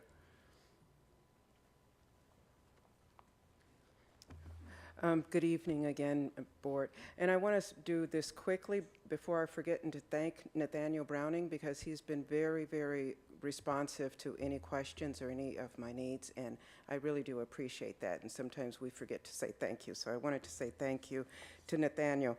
A couple of questions that I did email earlier, and I believe it's been shared with all of the board members, and I have those specifically on the contract. The other thing, in the actual agenda item, there was 2 reports that were referred to. I was able to find one online, the other I was not. However, there are other reports that I'm wondering about, as far as, is the board aware that there are other reports either put out by ACLU or other members that tell a little bit of a different story with regards to the benefit of SROs. And even I have a number of those reports here, and there's others that are talking about putting more cops in schools won't make schools safer, and it will likely inflict a lot of harm. And as you can imagine, and some of our speakers have talked about how the kids come and they've had some negative experiences, and you can imagine, especially for the African American community, that is true. Some of those things that I want to just very quickly read into there. The contract refers to a joint panel between the city and the district. Who's on that panel? They talk about required training is listed in the contract. Is there a record? What I heard on the presentation was that it was offered. Is that one of those that they can just offer and it's not required? The contract says that it's required. Is there a record? Are there sign-in sheets? Is there an approved agenda type thing? What's going on with that? Section 5 or Section 4 also talks about absences and that the city can select a replacement. It seems that initially when they're selecting the officers, it has to go through that joint panel, but the absence, it doesn't have to go through the joint panel. And I'll try and Ms. go Nunley, if you can please wrap up. I actually did not receive your question, so if you have a copy of that, if you can pass it up, I'd like to take a look at that. Thank you. Thank you. Good evening, President Ryan and Superintendent Aguilar. My name is Carl Pinkston. I'm with the Black Parallel School Board. Based on the Federal Department of Education, the Office of Civil Rights in 2015, the Sacramento City Unified School District had 8 full-time police officers, but they had 158 referrals to law enforcement. And also there was 158 school-related arrests during the same time period. But what makes it most intriguing is that black students only represent 15% of the student enrollment, but they represented 44% of all referrals to law enforcement and 44% of all school-related arrests. Suspension and expulsion cuts off students from the positive interaction of schools and also setting students up for a variety of negative life outcomes. SRO interferes with the overall opportunity for students to learn, in some cases creating a very sense of fear that they are supposed to prevent. And I know that personally. Causing students to miss school and otherwise become disengaged from schools set off a chain of reactions of missed opportunities that leads to school to prison pipeline, which is very well documented. So I want to conclude with 3 things. One is that we, as I've often and provided to some of the board members a need for an MOU. Many school districts have that with their police department. That's critically important. And also, we really need to take a look at limiting the number of SROs as we crank up and really bring online the critical importance and utilization of restorative justice practice and positive behavior in the intervention program. Thank you, Mr. Pinkston. Good evening, Board President Ryan, Superintendent Aguilar, members of the board. My name is Jason Wiener. I'm a parent in the district of 3 students. I former member of the LCAP committee and work with Sacramento Act, which represents nearly 50,000 residents of Sacramento County. In the presentation that you just heard and the comments and anecdotes you heard nothing about 2 items, data and the contract language that's actually at issue here. And the reason is because both are incredibly deficient. Despite the unsupported assertions in the presentation that were made, there is not any preponderance of evidence that having uniformed officers on campus makes campuses safer than otherwise. There is not any preponderance of evidence that having uniformed officers on campus versus more counselors, more guidance counselors, more trained psychologists makes students safer or outcomes better for those students. The presentation had no data on why SROs in our schools are a benefit compared to those other options. The contract draft itself has no transparency requirements for the community and no accountability measures for follow-through or when there are problems. The principals in the district have no ability to require training on restorative practices or anything else. It just suggests that they would offer those trainings. The contract includes no data reporting requirements. Why, when SRO contracts have been in place in this district for nearly 10 years, are we still saying we're going to look at what data will be reported and how it will be reported and made public to the community? No contract should be approved without this spelled out either in the contract language or in an MOU, especially given that our city of Sacramento has failed to put in place accountability requirements for our officers. The contract should be pulled back and renegotiated with transparency and with engagement of parents and leaders. There is no reason that it needs to be approved today, especially given that $3 million are at stake when we're in a budget crisis. Thank you.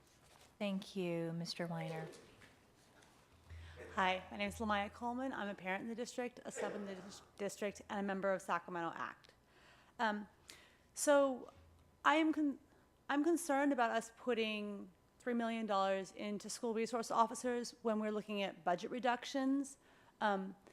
And a lot of what was spoken to by commenters is really important. The connections, the mentoring, the reaching out to students. But are SROs the best tool? Are they better than social workers, than counselors? Is it a better tool than bringing more teachers online with the parent-teacher home visit project, which also creates those connections, those relationships, the reaching out to that student who's been absent from your class, 5 times or whatever. So I'm concerned about the fiscal investment. And I really feel like we should be focusing our resources more towards the healing, the restoration, restorative justice, culturally relevant supports. Sorry. And I do think, of course, that we do want to have access to law enforcement. There's situations where it's important to have access to law enforcement. And I assume that schools have access to law enforcement just like I have access to law enforcement in my own house. If there's an emergency, we can call law enforcement. So yeah, I really question how are these super important needs and roles best filled? Is it best through SROs, or is it better through people who are explicitly practitioners in connection and healing? Thank you. Thank you. Good evening. My name is Teresa Flores. Thank you for allowing me the time to speak to you today. I'm the Director of Organizing for Sacramento ACT, Area Congregations Together. And I also lead our education and juvenile justice campaign. So the issue that we're talking about right now is right at the intersection of my work.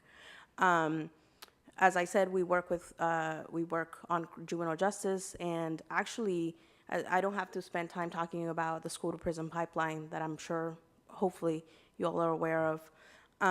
But what I do want to share is that actually, especially in today's climate, there is a real fear and there is trauma that Black students particularly, but also other students, immigrant students, are facing, and that the presence of law enforcement on schools actually increases. Research shows actually that campuses where there's a heavy police presence, there's also increased suspension rates, attendance issues, and as I was saying, feelings of anxiety among female, Black, and non-Black students of color and immigrant students. So as others have said today, as our district is facing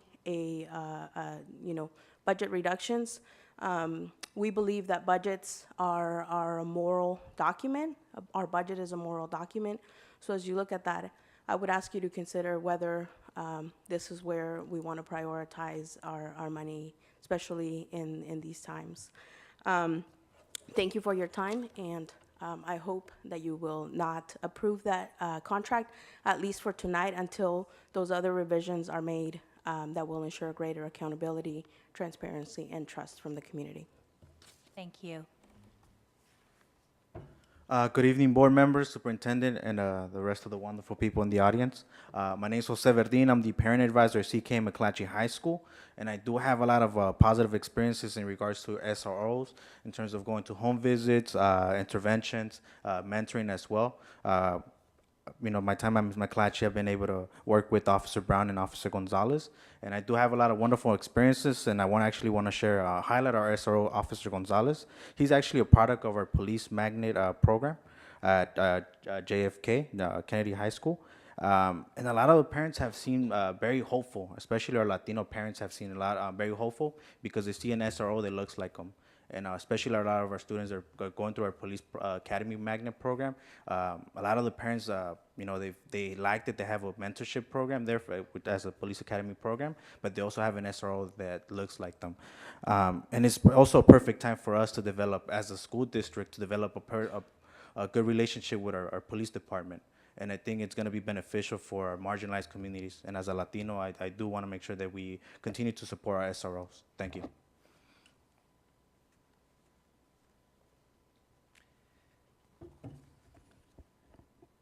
Good evening, Board President Ryan, board members, Superintendent Aguilar.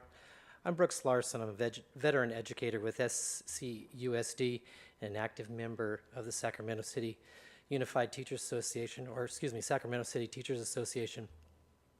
I'm representing Ethel I. Baker Elementary and our principal, Amber Carter, who penned these comments.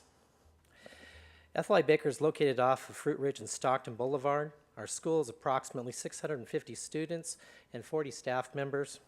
We are located in the county of Sacramento, but most of our calls for service are answered by our school resource officers. In a joint effort to protect our students and staff, the response times are typically quick because they place school safety at the top of their priority list. In the 2017-2018 school year, there were at least 10 calls for service due to one of the following: nearby shooting 5 houses away, 3 lockdowns, and several nearby threats to campus and student safety and people on site needing assistance.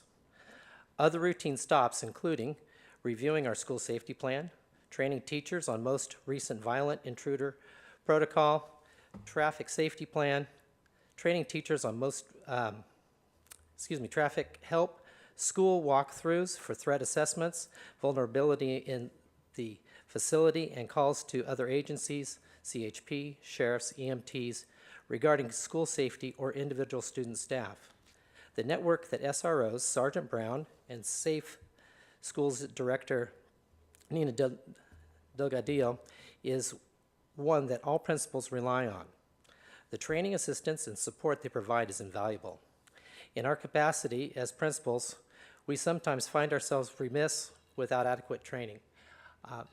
Thank you so much. Thank you. Thank you for your time. And that concludes our public comments, Mr. Barrios. Okay, so I'm going to open it up to board member comments and questions. I think our first comment was from board member Pritchett. If you can please, board members, I just want to make sure I catch you all, lift your microphone as board member Cochran has done, and I will cue you up accordingly. Board member Pritchett, followed by board member Cochran. Thank you, President Ryan. I have just one question and then some comments. My one question is, I see on here that the contract actually expired July, right? Can you tell me that, I remember 2 years ago, we were behind then as well, right? Can you tell me what the holdup is every year? I can tell you that the contract was forwarded from the police department and my department in July. Okay. In July. So why is it being brought to us now in November? October. We're not November yet, October. We don't know. No. Okay. Okay, so these are my questions, or my comments then. Maybe I'll talk to you offline about that and how we can kind of streamline. So, if I had one complaint about this whole process, is that we do not have enough of them. I see on here 8 officers and 1 sergeant for 71 school sites, 40,000 plus students. I can tell you in 2012, 13, I believe we had 14 officers, and then we cut it down to 8. I think that was the number. The benefit of having that many officers, and I can speak for my area, Area 3, is that we had a full-time officer at Rosemont High School, and then we had an officer that was stationed at Einstein Middle School, but also rotated out to our elementary schools. We are in the county. I always talk about we're in this little pocket, right? And it's kind of a weird little area. The response times for crimes in our area that took place around our students was great, because we had those 2 officers. Now we have the 1 officer trying to do it all. And I've seen him run ragged. I've said from the dais before, I just want to say that the list of the SRO roles on here does not do it justice. I've said before, and I'll say it again, go out and visit your SROs. Go to your school sites. Go show up to a Friday night football game and just see the interaction that our SROs have with our students. They are building relationships. They're almost like this big brother to our students. They're keeping them safe.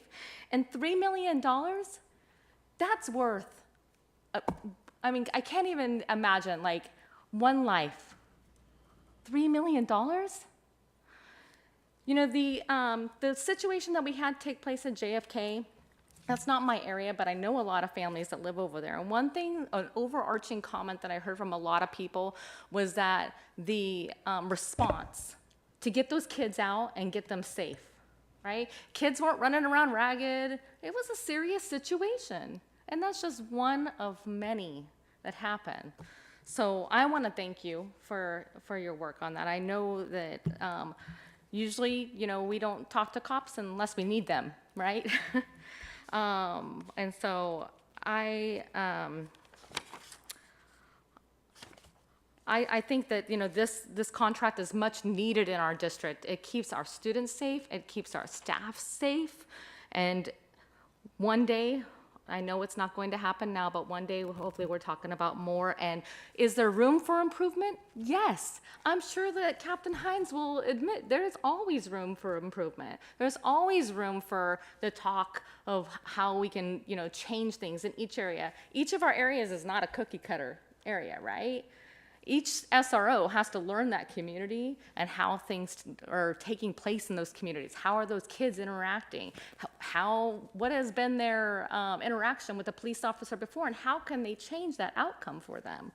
So with that being said, I'm going to move to approve the contract with the Sac City Unified School District and the Sacramento Police Department SRO program. Board Member Cochran, followed by Board Member Minnick. Thank you. A little bit out of order here. So the first comment I'd like to make is when you actually need an SRO in an extreme circumstance, I'm not talking about individual students' interaction, but in an extreme circumstance, you're going to be very glad that that person is on campus. I just want to make that comment and just kind of keep a little bit of perspective. So I'd like to appreciate the comments about Hiram Johnson. It's made a huge difference. One thing that has helped also is the optics at Hiram Johnson. There was a day you'd go to Hiram Johnson and there'd be 4 or 5 squad cars in front. And I think that moving the cars not right in front of the school, actually working to interact with the students has been a lot better for the campus. And thank you for that. So, you know, teachers have like 300 student contacts per day. I'm sure the SROs have more than that. But one thing I'd like to suggest, and it's not part of this contract, it's more of a almost a moral imperative or a method of operation. It's kind of the soft work to do, the human work. If SROs were a little bit more involved with adjunct duties, maybe lunchtime duty, supervising a soccer game, or taking on after-school adjuncts like many, many teachers do. I know that you visit clubs, but actually taking a role in that. Maybe not wearing the uniform, identifying as PD, if more casual clothes, that also would help. It's soft human work, but that can help as well. Sometimes the uniform is a little bit intimidating or outright dangerous to some people who've had bad experiences. So an example that I'd like to give is that we, Superintendent and I on Wednesday went to Kit Carson Middle School, and we saw, I guess, hundreds of students playing flag football in the new program from the superintendent. Excellent program, beautiful fall day, tons of parents, tons of kids watching as well. An SRO showing up, casual clothing, meeting parents, meeting kids, you break into that fear, you break into the attitudes of people who've had bad experiences to know that there are good people out there who are out there protecting them. So it's not in the contract, it's a suggestion. I would like to second this contract with the caveat that all of us are aware of the societal problems, and I just push the SRO program and the members that work on campuses to change that dynamic. Thank you. Board Member Minnick. Thank you. So first, I want to thank Ms. Delgadillo for answering my many questions that I sent you over the last week about this and clarifying the difference between SROs and our district security, because some of my questions were more geared at that, so I appreciate that. I do want to acknowledge all the comments I heard about the importance of relationship building, and I absolutely understand the fear that many people have for law enforcement. I like to think that these are the opportunities we have to create those relationships that can help address that. So, you know, I appreciate the work you're doing and all the commentary I heard about the experiences that many of these principals and teachers have had with the officers, I think is huge. I also really appreciate seeing that list of all the district-specific training that the SROs go through, that it's not just, you know, a bunch of scary cops hanging out in the classroom. You know, they're really taking this seriously. And actually, probably 10 or so years ago, I took the Policing the Teen Brain training with you, Captain Hines. I kind of had forgotten about it, and then I remembered kind of how impactful that was. I remember at the time and thinking about how, you know, we look at young people and how we address their needs. So I appreciate the level of professional development that's going on specific to this work, not just in terms of generic law enforcement, but the specific to the needs of our kids. So I really appreciate that. A couple questions.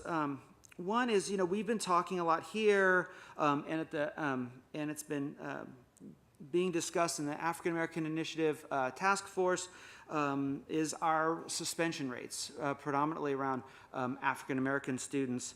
And I wonder if you could maybe address what role you feel maybe the SROs play in, positive or negative in terms of the dealing in how we address our kind of unacceptable suspension rates for African American kids. Well, I know that we work with, some of the SROs on the team work with the Black Child Legacy Campaign. And so those are things that probation officers have done, and we've worked alongside with them. I'd have to probably talk to the team more about specifics and get back to you. But I know that they are very focused on trying to serve everyone and certainly underrepresented demographics. Right, and I don't want it to sound like I'm blaming SROs for our suspension rates, because I know those are decisions that are made at the school administrator level, but I just wanted to kind of put that maybe on the radar. The other question is that one of the comments that I heard kind of concerned me was around data reporting requirements in the contract. And I think Mr. Weiner had asked about that, and I wondered if you could address that, or if it's something we need to look back at, because I do have some concerns in terms of making sure that we have documentation of kind of every touch that happens with our kids, so we know what kind of support they're getting or whatever. Sure, I'd be happy to answer that. First, I want to digress to say that I was a lieutenant 6 years ago in charge of the school district contract, school district police in the SRO program. And I've participated and been the president of Cops and Kids for over 15 years on my off time to run that program to have better relationships between the police, local law enforcement, regional law enforcement officers. And we hold it right here on this campus where we reach 375 at-risk kids. And we do the very thing you were talking about, where we wear shorts and t-shirts all week, we coach the kids in sports, and then Friday we wear a uniform. So we kind of do it in reverse because we know the need for building relationships. Related to data, why it was so vague. So every month data is produced on alarm calls for service, that sort of thing. But it's more generic, more overarching, like if there was a robbery report, more crime specific. And we realized the need when we got together. I just came back to the school district when I got promoted a few weeks ago. We realized the need to really drill down, and the police department's already working with the Department of Justice and some other entities to drill down on minority data, and so we need to work. So we do have data. It's just probably not exactly what these folks would like in regards to figuring out what we can release, because obviously we're dealing with juveniles, but we want to be able to produce something to you that's more substantive, that would actually help with your suspension rates and so forth. But going back to your other question, we don't offer advice ever. SROs are not disciplinarians, period. And I should never hear otherwise. So my SROs should never offer advice on whether a child should be suspended or any school discipline. We enforce the law, we support the kids and mentor them in all the wonderful things that we do, but we should have zero, that should be our line, zero. And I've never heard of one of my SROs offering what a child's discipline should be with an administrator. I appreciate your comments, and so I wouldn't hold up this contract over my comments around the data reporting, but I think that maybe this could be an ongoing conversation about how we can extrapolate the most information from the SRO's experience, so we can use that to address some of our things we talked about earlier around school climate. Thank you. Student Board Member Halbo, followed by Board Member Myving. So this may be a little longer and a bit more scattered than usual, but I spent a year delving into the complexities of school resource officers and the correlation between school resource officers and the school-to-prison pipeline with high school students across the nation and the policy debate community. The importance of things like implicit bias training and training procedures that we have was shown to me through this experience. Several Rosemont students, including Amani Waru, Albrielle Joy Arrington, Jaden Watts, Lily Deering, Caitlin Raymond, and Serena Jones expanded the conversation about school resource officers and the school-to-prison pipeline to include things like implicit bias training, as well as restorative justice practices, and the role that anti-Blackness and structural disadvantages play in the school-to-prison pipeline and the impact of school resource officers in those areas. Like Ms. Nunley said, the impact of school resource officers on students, particularly African American students, has been proven to not necessarily be productive or beneficial. Evidence of this ranges from the ACLU to Wilderson's theories of anti-Blackness and Afro-pessimism. These conversations are incredibly important for our students to have. The presence of school resource officers, while controversial, has been shown tonight by the many administrators to be incredibly important on our school sites. Student Advisory Council and I look forward to working with Nina in the future to have important conversations about school resource officers and the impact of school resource officers on our school sites. I personally know several school resource officers, and I know how much they care about our students. That being said, the lack of mandatory restorative justice programs and the lack of recognition of the issues with the correlation between the school-to-prison pipeline and school resource officers makes me personally uneasy with the language in the contract and its purpose. I think revisions need to be made to the contract in order to truly put all of our students' safety first. I definitely understand the importance of school resource officers during situations like what happened at JFK. I just think that the societal problems are bigger and heavier than the presentation and contract give them weight. Schools may be the place to start good police interaction, but that does not change years of structural influence and biases that are still seen in our system. I think we need to have further discussion with our students and community before further action is taken. Thank you, Student Member Halbo. Board Member Vang. Can you guys hear me? So there is no doubt in my mind that our schools, our neighborhood schools, our districts, we have a duty to use all effective means necessary to maintain a safe learning environment for our students. And we know that climate impacts our students' learning, so it's critical for us to ensure that our schools continues to be safe, healthy, and nurturing environment where every student can reach their full potential. I do appreciate, Nina, the work that you and your staff has done around the comprehensive school safety plans, and also the emergency management system. I think that's very important. However, I do want to caution, I think as a school district, I want to also share with my colleagues that I don't think we should become reliant on SROs. I think school staff and administrations should be well trained to address behavioral issues through a variety of like non-punitive interventions, including, I think a lot of our community members spoke today about restorative justice and mental health programs.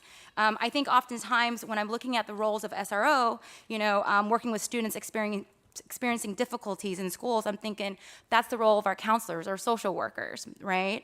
I also think, Dr. Taylor has really begun to do a lot of work around the multi-tier behavior support framework in our school district, and we're beginning to actually have some momentum around that.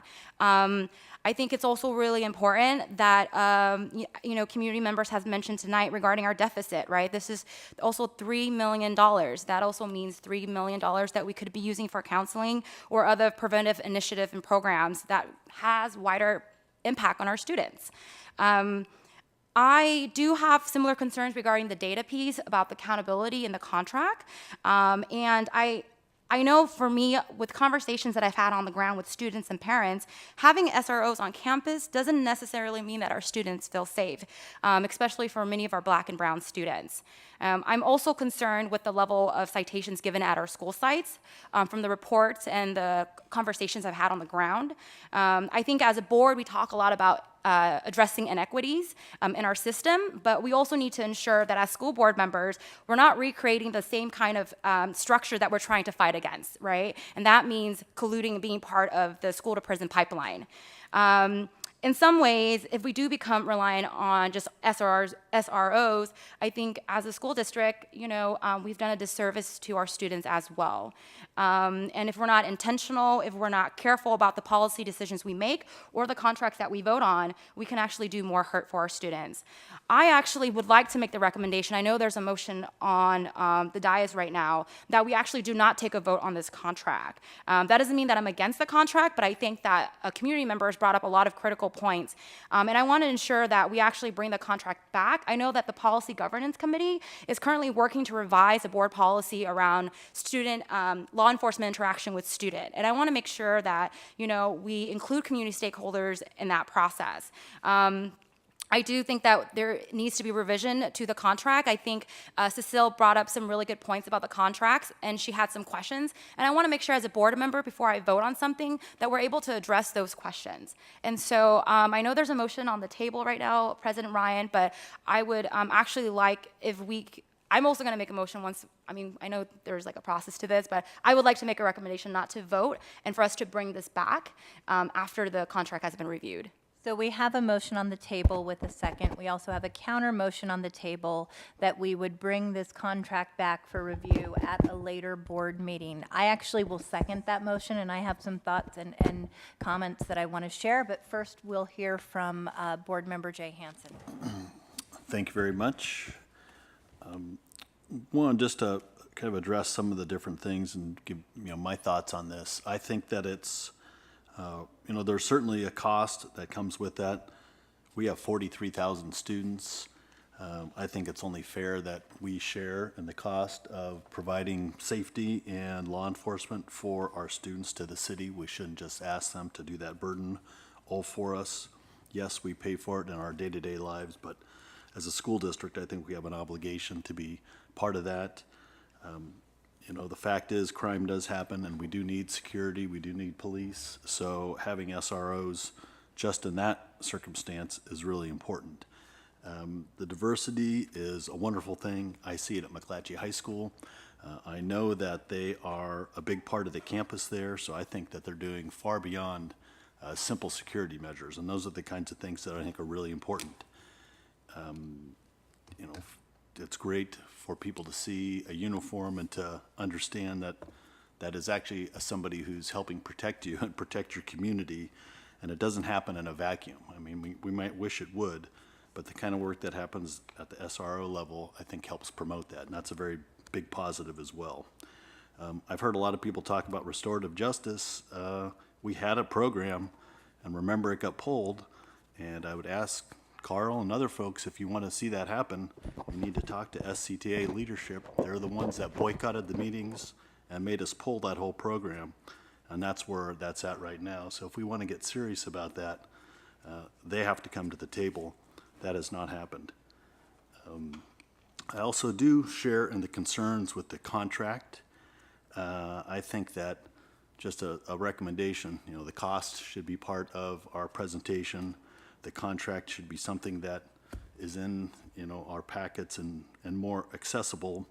And I think that because of the folks that, what we know very well here in Sacramento in our community, people have a concern and want to, have more transparency in this. So I think it would be important to have a board member or two be part of the contract review. So, we're making sure that it's done properly and we have more information about that. So I am a little bit uncomfortable. I absolutely support extending our contract. There's not a problem there, but I'd like to see more participation at the board member level of how this particular contract's done. And I'm not a fan of micromanaging different pieces of the district's governance, but I think just because of all the sensitivities around this, that would help give a lot of extra confidence to not only to the board members, but the community as well. So, thank you. Thank you, Board Member Hansen. I want to begin by thanking the captain for your service and work with Cops and Kids. I appreciate that program, and there are many testimonials in my community. I also appreciate the work of Nina and her team, and I will say, arguably, I think at American Legion High School, we have one of the best SROs in the district, one of the kindest, hardest working, most connected to the community. That being said, I feel like you both can support law enforcement and want to ensure the best possible contract in order to meet the needs of students in our community. And I know that often I'm kept up at night grappling with things like the data revealed in the capital of suspension showing that the Sacramento region and Sacramento City Unified School District across the whole state has the highest rates of suspension. Those are our children, those are my children. And when we see that and we see a community in crisis, we have to have the spirit of bringing data forward with hopes of ensuring greater accountability and transparency within our community. I have lots of questions in looking at the contract and looking at the data or lack thereof. I want to ensure that in the contract we don't just talk about trainings, but we require some trainings that we believe are going to be key to the ability to serve our students. And also instill confidence in our community that in fact we are doing the due diligence necessary to be culturally competent. Specifically, that training to me is training around implicit bias, not training that we hope that everyone will undergo, but that is required, training around trauma-informed practices. These are key pieces, and restorative practices as well. I think ensuring that we also have clear data by site, by SRO, by type of infraction. Did that interaction with the SRO result in a citation? Did it result in a suspension? I know I've heard you say today that you do not, as SROs, take disciplinary action. We need data at a site level, disaggregated, I would argue, by race and ethnicity to ensure that, in fact, that is the case. Lost class time. We know that when students are not in class, in fact, that significantly affects their ability to achieve academically and also their sense of belonging at the school site, often resulting in chronic absenteeism. I want to know, for instance, on a regular basis, not only this data, but what we're doing to mitigate data if it's troubling and, in fact, we believe is not supporting student learning and school site achievement. So these are some of the things that, for me, are key. I think we heard from one of our former LCAP Parent Advisory Committee members, Jason Weiner, that there was also some concern that without the data in a administration that clearly prizes data as a tool for social justice and continuous improvement, we can't feel confident that this is the best contract that it can be. I believe we can feel confident that we have wonderful SROs, and I think in the spirit of ensuring that we're serving our students, spending a bit more time delving into the contract so that we can develop the tools for accountability and transparency serves us all well. I would also say that shame on us as a board if we're not doing due diligence and operating with an intense level of scrutiny when a $3 million contract is before us at a time when we're grappling with the type of budget deficit that we are. Each and every decision and contract that we enter into should be done so with a magnifying glass and with the utmost seriousness. And so for me, this motion and my second to add some addendums to the current contract so that we can feel confident that we are able to assess beyond some very compelling qualitative stories and what I know, having been on campuses firsthand, that the data supports what we believe it will, that our school resource officers are serving our students. I don't believe we can move forward with this contract.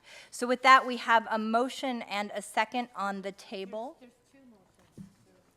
So I was going to, we'll vote on the first motion, and then, you have another question. Actually, it is an independent superseding motion, the second one. If that passes by 4 votes, no action will be taken on the contract. So even though you had a motion and a second on the first, there can be an independent superseding motion with a second, and if that has 4 votes, no action will be taken on this contract. Okay, do I take the comment from Board Member Cochran before the independent superseding motion? That's certainly up to you and your prerogative, Madam President. Member Cochran? That's not confusing at all. But I'd like to support your clear and pinpointing of data being so important, clear as a bell, and I fully support you, President Ryan. I do stand by what I said about the SROs and the importance on campus, but I hear and understand the community as well. I'd like to thank the student board member and member Mai Vang for pointing out the need for having SROs that are sensitive to the community needs. President Ryan, I'll leave this to you to see if this can be worked into the contract, but the idea of having some adjunct duties actually in part of the contract might be beneficial to look at. Teachers do. Why can't this contract? Something to think about anyway. And I'd also like to clear up a point about restorative justice. It is the role of this board and the district. We are responsible for restorative justice. We have not come through with that, and we've had community members, the Black Parallel School Board and the Sacramento City Teachers Association, come forward to us with plans. I think it is time that we really push forward on that and do what we need to do. It's a system, program, and a plan that works. Thank you, Board Member Cochran. Our final board member comment is from Board Member Pritchett. Thank you, President Ryan. So I just want to remind everyone that we're working on an expired contract. And so if we're going to take this vote, can we have a clear understanding of when it will come back to us? And a timeline Yes. that the district will be working with the police department? So we can certainly do that. Superintendent Aguilar assures me that he and his data team are also working on metrics that we would be able to look at as potential for inclusion in the revised contract. I would like to suggest that we might want to incorporate this topic into a learning session, even if it's only one of our 2-hour learning sessions that we do as a board, to ensure that in fact we give this the time and attention that it should be paid. Okay. Okay. It still doesn't give me like a So you timeline. want a date that this comes back to. So we can look at the calendar. We could bring this back before the board. I would say the next board meeting does not make sense. I don't think we would be that would be possible. I think the earliest we could bring it back to the board would be at the November 15th board meeting. Okay. Yeah, is that putting us at I'm risk? looking to legal counsel. Can you please share? I don't know what has been done in the interim. Usually contracts continue if services continue.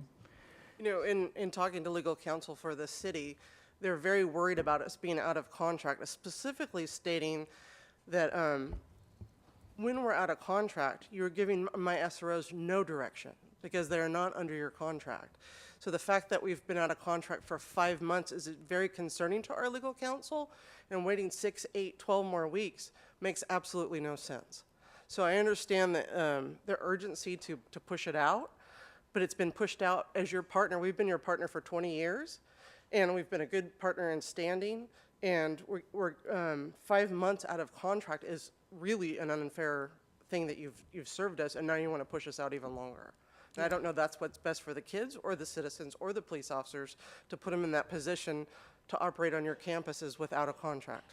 So I will say this is the first time we as a board, in having this item come before us, were made aware that we were out of contract with the period of time that you've shared. I appreciate the sentiments that you're offering, but I would hope in good faith, in the spirit that the board is saying, we're committed to coming back with a better contract, a contract that in fact both meets your needs and the needs of our students, that looking at a maximum push out date of 4 weeks would not be an undue burden. Well, certainly something that I will run past the chief, and obviously we want to do what's best for the community and the children. It's just something that's very important to note on your part, that there are legal considerations for both your part of the partnership and our part of the partnership while we're operating out of contract. Thank you. I'm also committed to having a conversation with Chief Hahn. I'm happy to do that. I'll get on the phone with him tomorrow.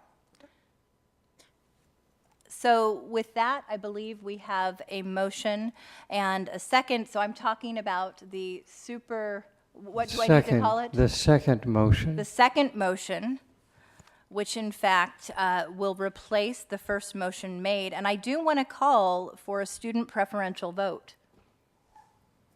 Can we clarify what the second motion was? The second motion is that we will be pulling the action item to approve the contract as written from tonight's agenda with the intent of working through additional contract language that specifically addresses the issues of data and transparency, as well as training, between now and the November 15th board meeting, at which point we will vote on that revised contract.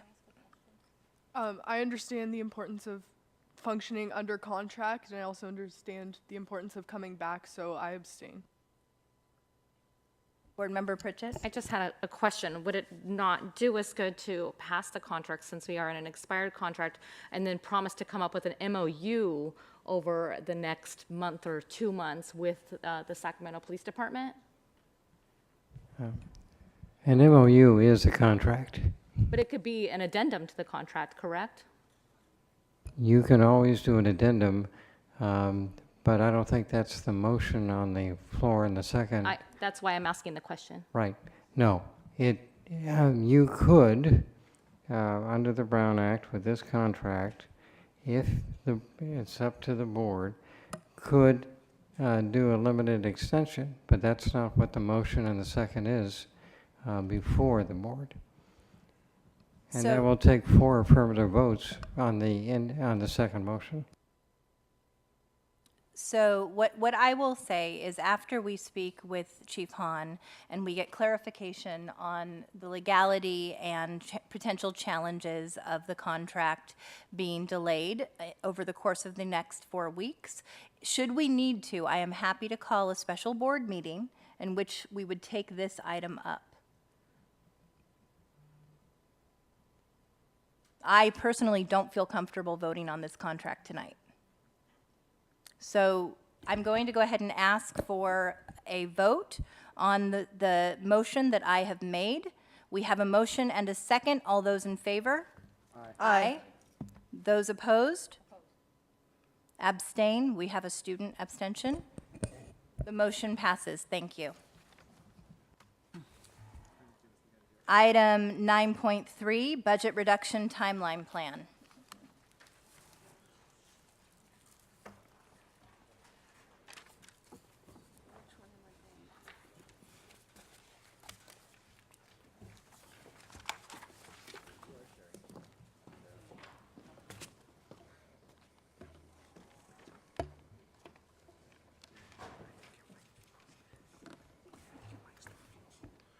Well, good evening, President Ryan, board members, Superintendent Aguilar. I'm here to give you a budget update, 2018-19, of where we're at.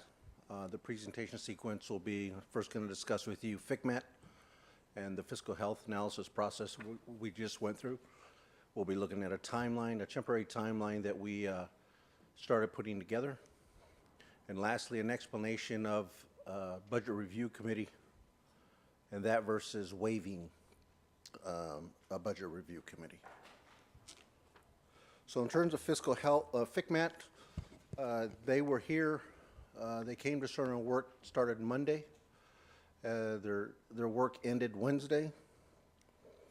They went through a series of 20 areas asking questions about our Sacramento City Unified. They interviewed the superintendent, all the cabinet members, all the heads of departments, including folks like HR, facilities, transportation, payroll, financial services.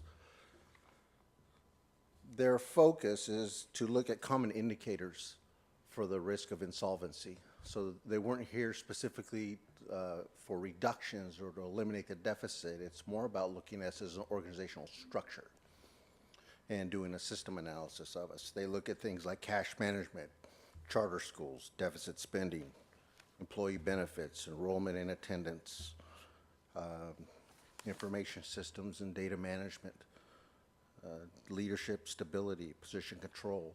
They will be putting together this report and giving us what they found in December. I would like to, as I start on the timeline, kind of bring the board, do a little history.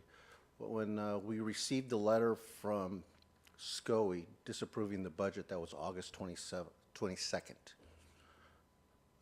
I came on board August 27th and had the pleasure of having a great team. I want to recognize them now. That's Miss Gloria Chung and Mari Watkins. We've been tirelessly working on our disapproval plan. And if we look at that, if you can recall, the superintendent was very clear. The first step was to ensure an accurate budget. Second step was to make sure we had a good target number. It took us 5 weeks to get there. We were appointed a fiscal advisor, so we got our target number. So what goes on from there? Well, we brought back our board took to the board a budget. We knew it was going to be disapproved because that was about making sure our number was accurate.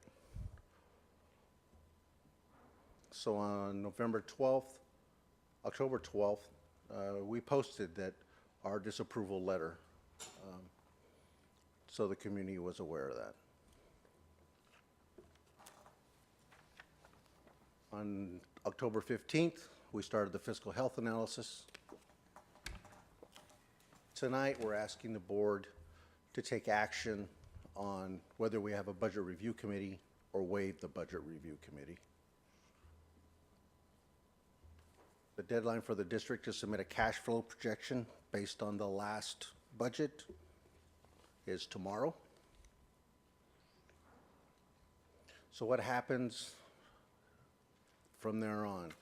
So if the board waives the budget review committee, we will continue to work for the next 6 weeks with the fiscal advisor and labor partners to meet the first interim report and balanced budget deadline.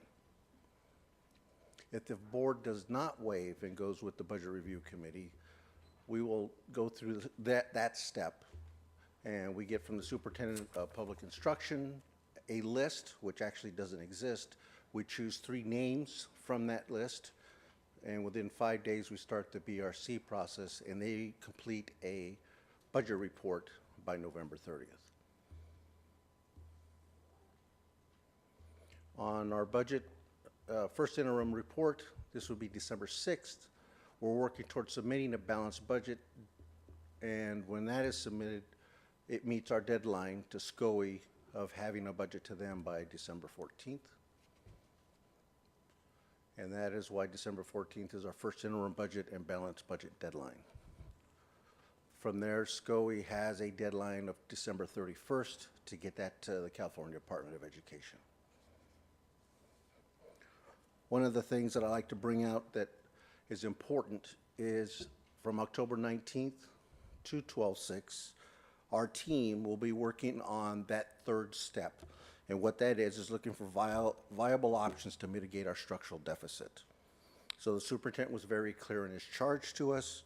We are first to look at savings that don't require negotiations. So we have been painlessly looking at a lot of options, flowing them on a paper, trying to get what those numbers are. Our second are savings with negotiations. So we're starting to accumulate that data, put that on a chart, and lastly is to look at cuts, reductions, furloughs, things of that. We want to go through those first 2 steps. So as we continue to compile that data in the next 6 weeks, we're going to bring those to the superintendent, and those will be prioritized, and that's what we'll be looking to bring back to the board on December 6th. This way you're aware of the process that we are going through. On to the Budget Review Committee versus the waiver of the Budget Review Committee. With the budget disapproved, the county superintendent must call for the formation of a Budget Review Committee. That is unless you, the board, decides to waive that, agree to waive that requirement. The waiver must be approved by the district, by you, the board, and submitted to the county superintendent for approval. The California Department of Education must approve that waiver, and we have till November 8th to get that to the California Department of Education. Looking at the pros and cons of a budget review committee, the pro is it's one of the 2 options that the board can consider. The con, It's not common practice. The California Department of Education currently does not have a list for the board to choose from. They would have to call out, which introduces time. Budget Review Committee would then have a very short window to look at our budget and give it a thorough brushing, as I would call it. Lastly, EDCO does not require that we have access to our fiscal advisor. So currently we're working with the fiscal advisor. If you recall, we got accurate budget, got a target number. Moving forward, SCOE we don't get that luxury. The waiver of the budget, the pro is, it's common practice. When I call out to my fellow colleagues in FCMAT, talk with SCOE, Michelle at FCMAT, this was the common practice. So that is the pro. It also allows us to capitalize, allows the district to continue working with SCOE, their appointed fiscal advisor, in order to meet the December 14th deadline for our first interim budget and bring you back a balanced budget. Also allowed us to continue working with our labor management consortium and other labor partners and work toward meeting that deadline. Cons, talking to my colleagues, we couldn't come up with a con. Like I said, it's the industry standard for us at CBOs, and so like I said, we couldn't come up with a con in itself. Moving forward, so our recommendation to you to please consider to approve the waiver of the Budget Review Committee.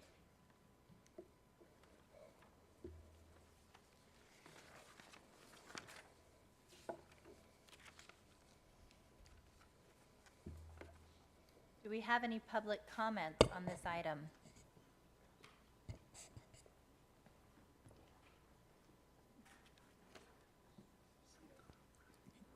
Yes, we have one public comment from Cecile Nunley. Okay. Good evening again. Last time, I promise. Only 2 questions. The first is, this is listed as an information item. However, later on, it's on the consent agenda.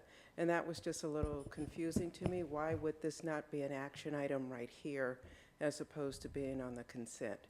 The other thing, it mentioned in the presentation that there's the labor consortium and then other labor partner. Is there a reason why all of the labor partners wouldn't be together? It seems like that would be more reasonable and more efficient. So just those 2 things. Thank you. Thank you, Cecile.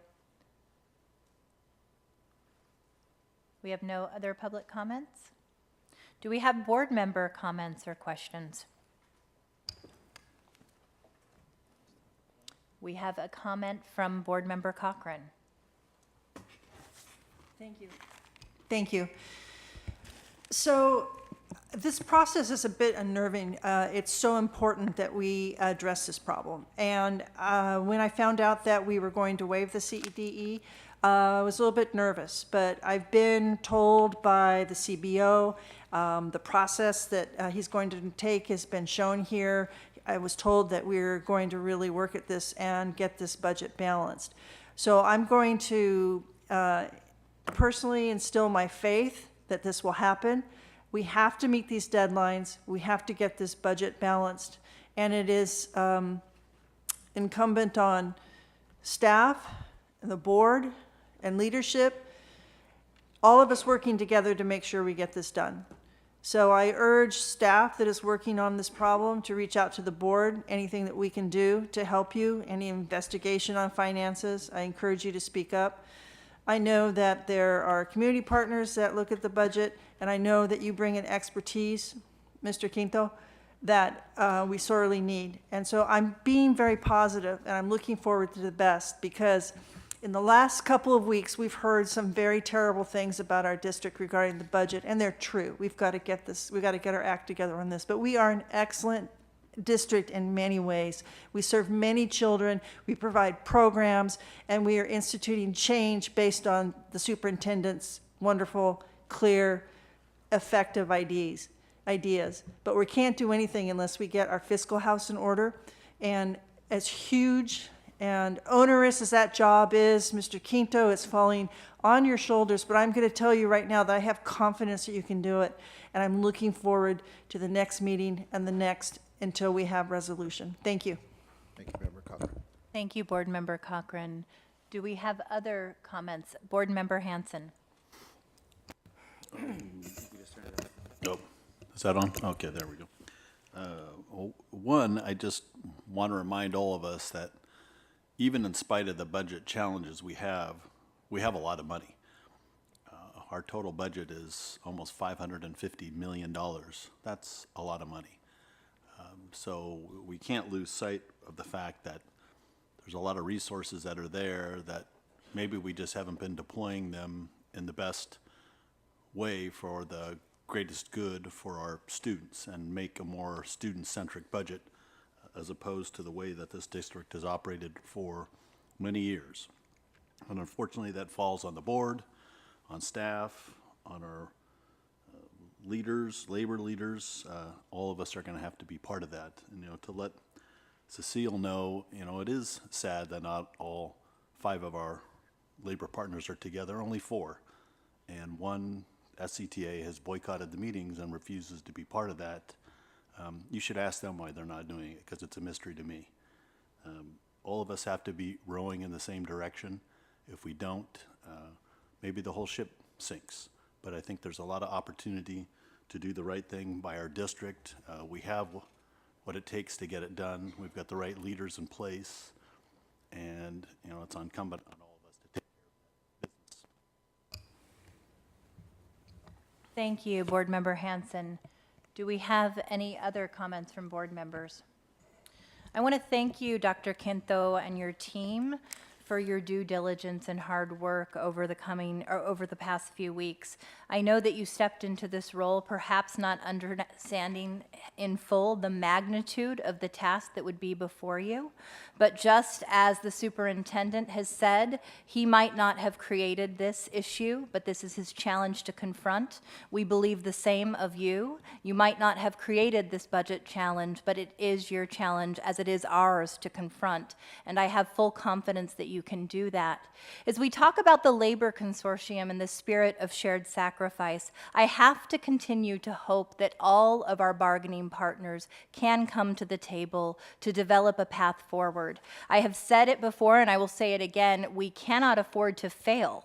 As I've been out in the community talking with students and parents, they have asked me if we believe that we are going to come to a resolution.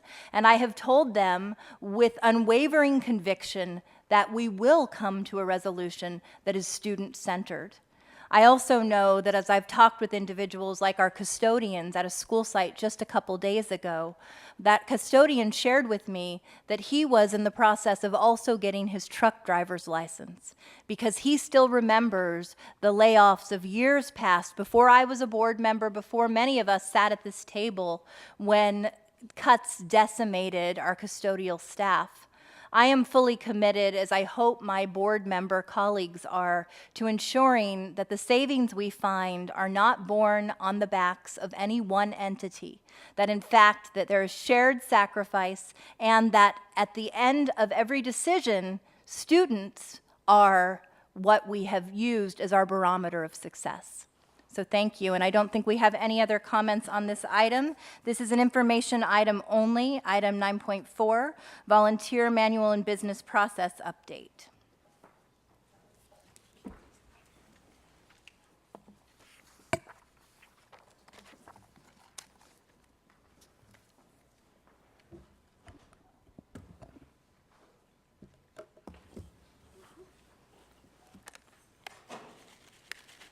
Good evening, Board President Ryan, board members, and Superintendent Aguilar. I'm Vincent Harris, Chief of the Continuous Improvement and Accountability Office, and I'm joined by several members of other department teams, including our Chief of Human Resources, Concy McGarn, our Leader of Family and Community Empowerment, Sean Alexander, Monica Garland from our Human Resources team, and Doug Husher, who oversees our athletics program. We're excited tonight to give you an update on our volunteer business process and to let you know that we are in work of hopefully launching it the first of this next calendar year, January of 2019.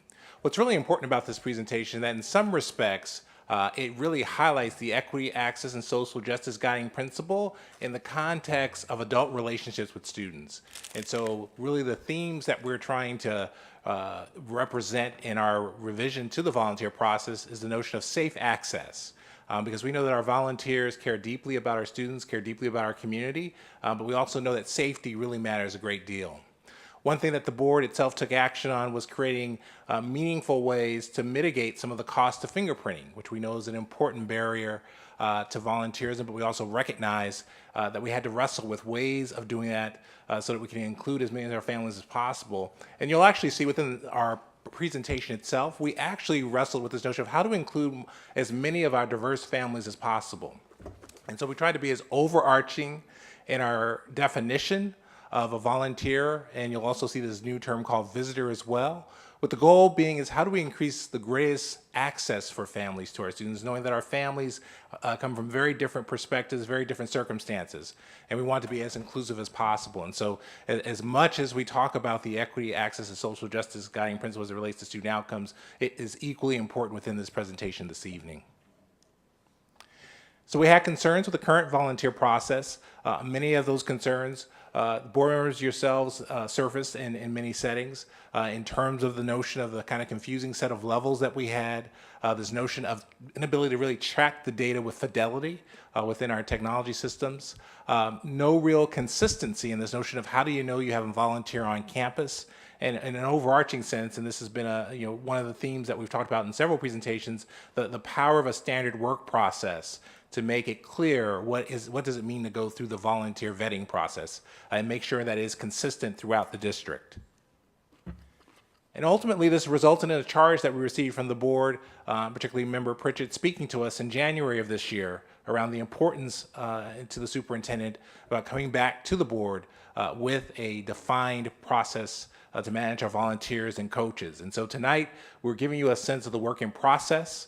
One of the kind of the big lessons learned for us, as with any complex or wicked challenge, it's much more difficult than we initially realized in terms of resolving it, but we are working on resolving it, and you'll hear our progress this evening.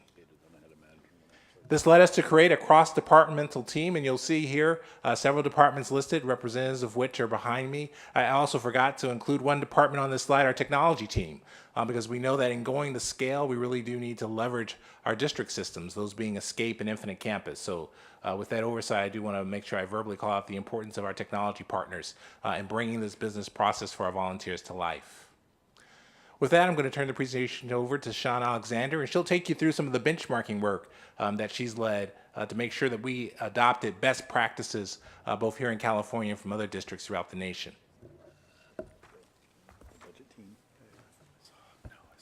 Thank you. Good evening, Board President Ryan and members of the board and Superintendent Aguilar and everyone who's out here in our audience.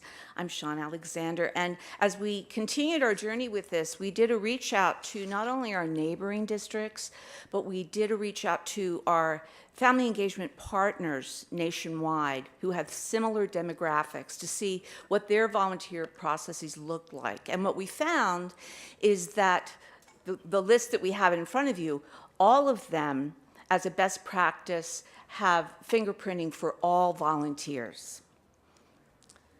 We looked then into our neighboring school districts and how they fund that.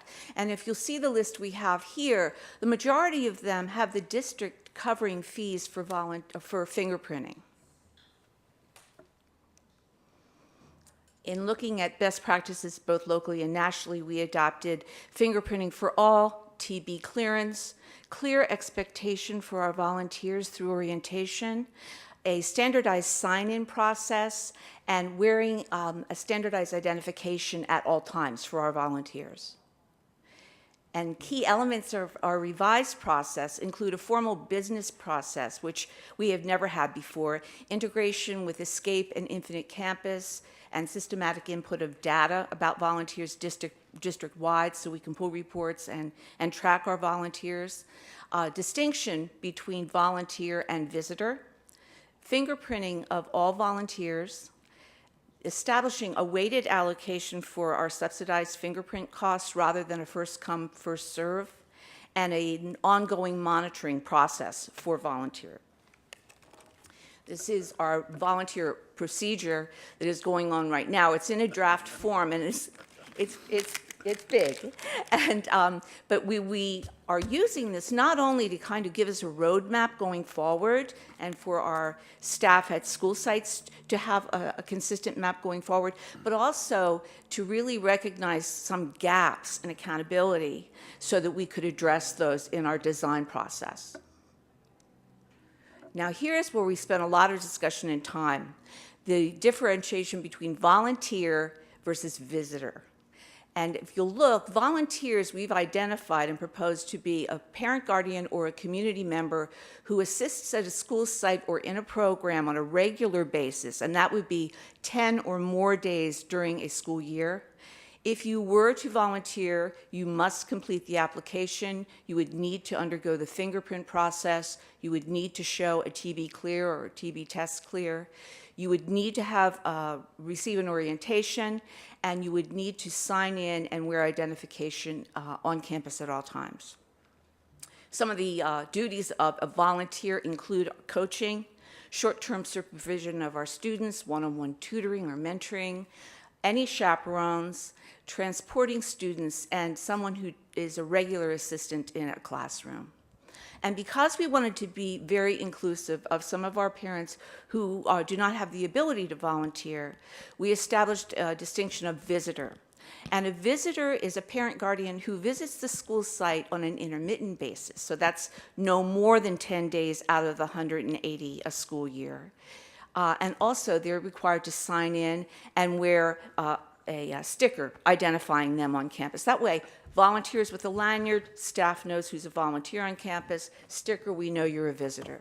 Examples of visitor activities include attending school events, presenting at a career day, or reading during a reading event at school, participating in a school garden day, and this is actually the one that I think is going to be very important to a lot of the parents that we've been working with.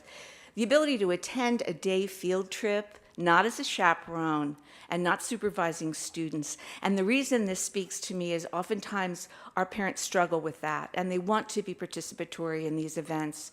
And the prior process, they had to have a volunteer status. And this way, some of our most disenfranchised parents will be able to engage in those activities with their families, which are so enriching.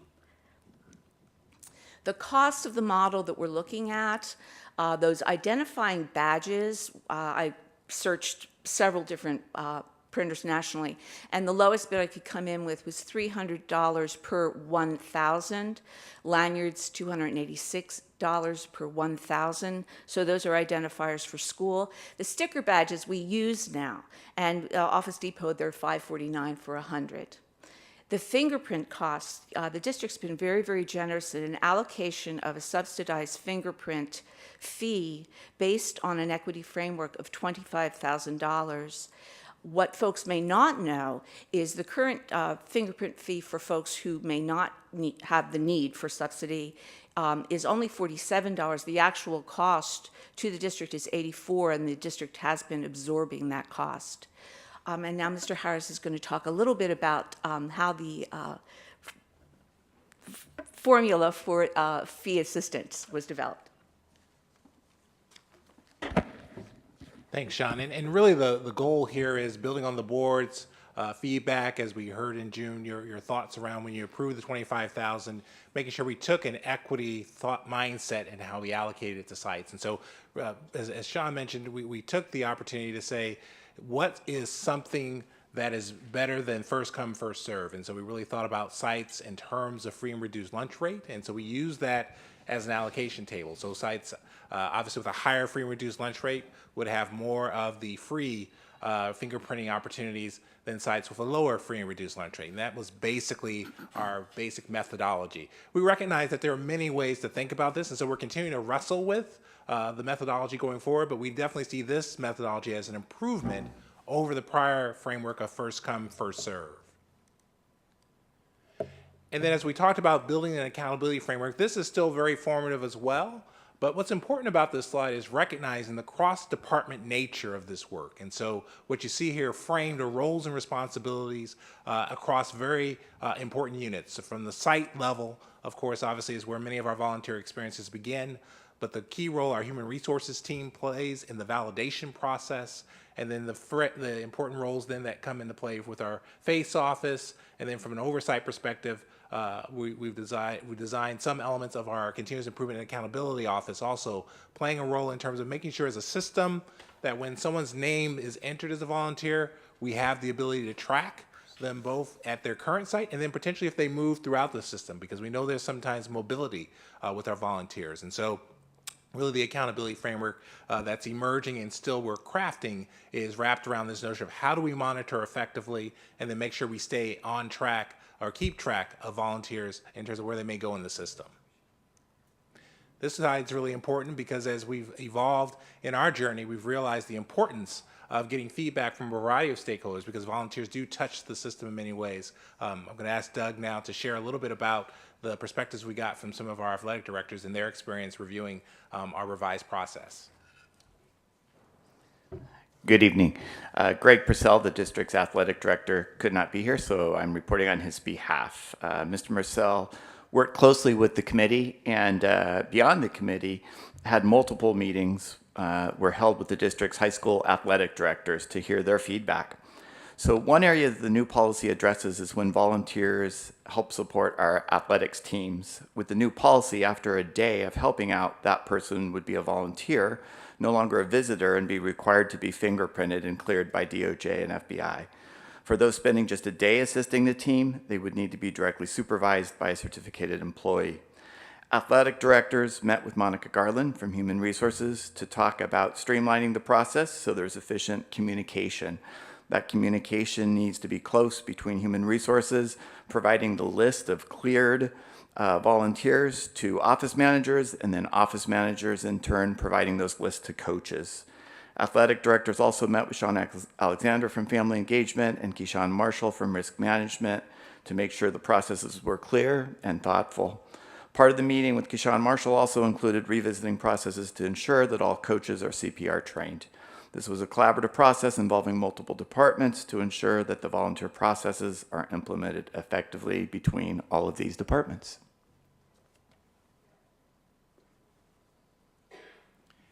And really, we're excited too about the engagement of all of our labor partners, as you'll see them listed here on this slide, and then obviously many central office teams as well. And we do have actually several other groups we're reaching out to as well. The goal here really is recognizing the power of volunteers and how they touch so many parts of the district, both in terms of site relationships with students, but also many of our internal teams as well. And so we really do want a volunteer process that is inclusive and takes into account the points of view of a variety of stakeholders. So as I mentioned, tonight is an update, and so there are some outstanding items that we're still working on over the next 3 months in preparation for the January 2019 launch.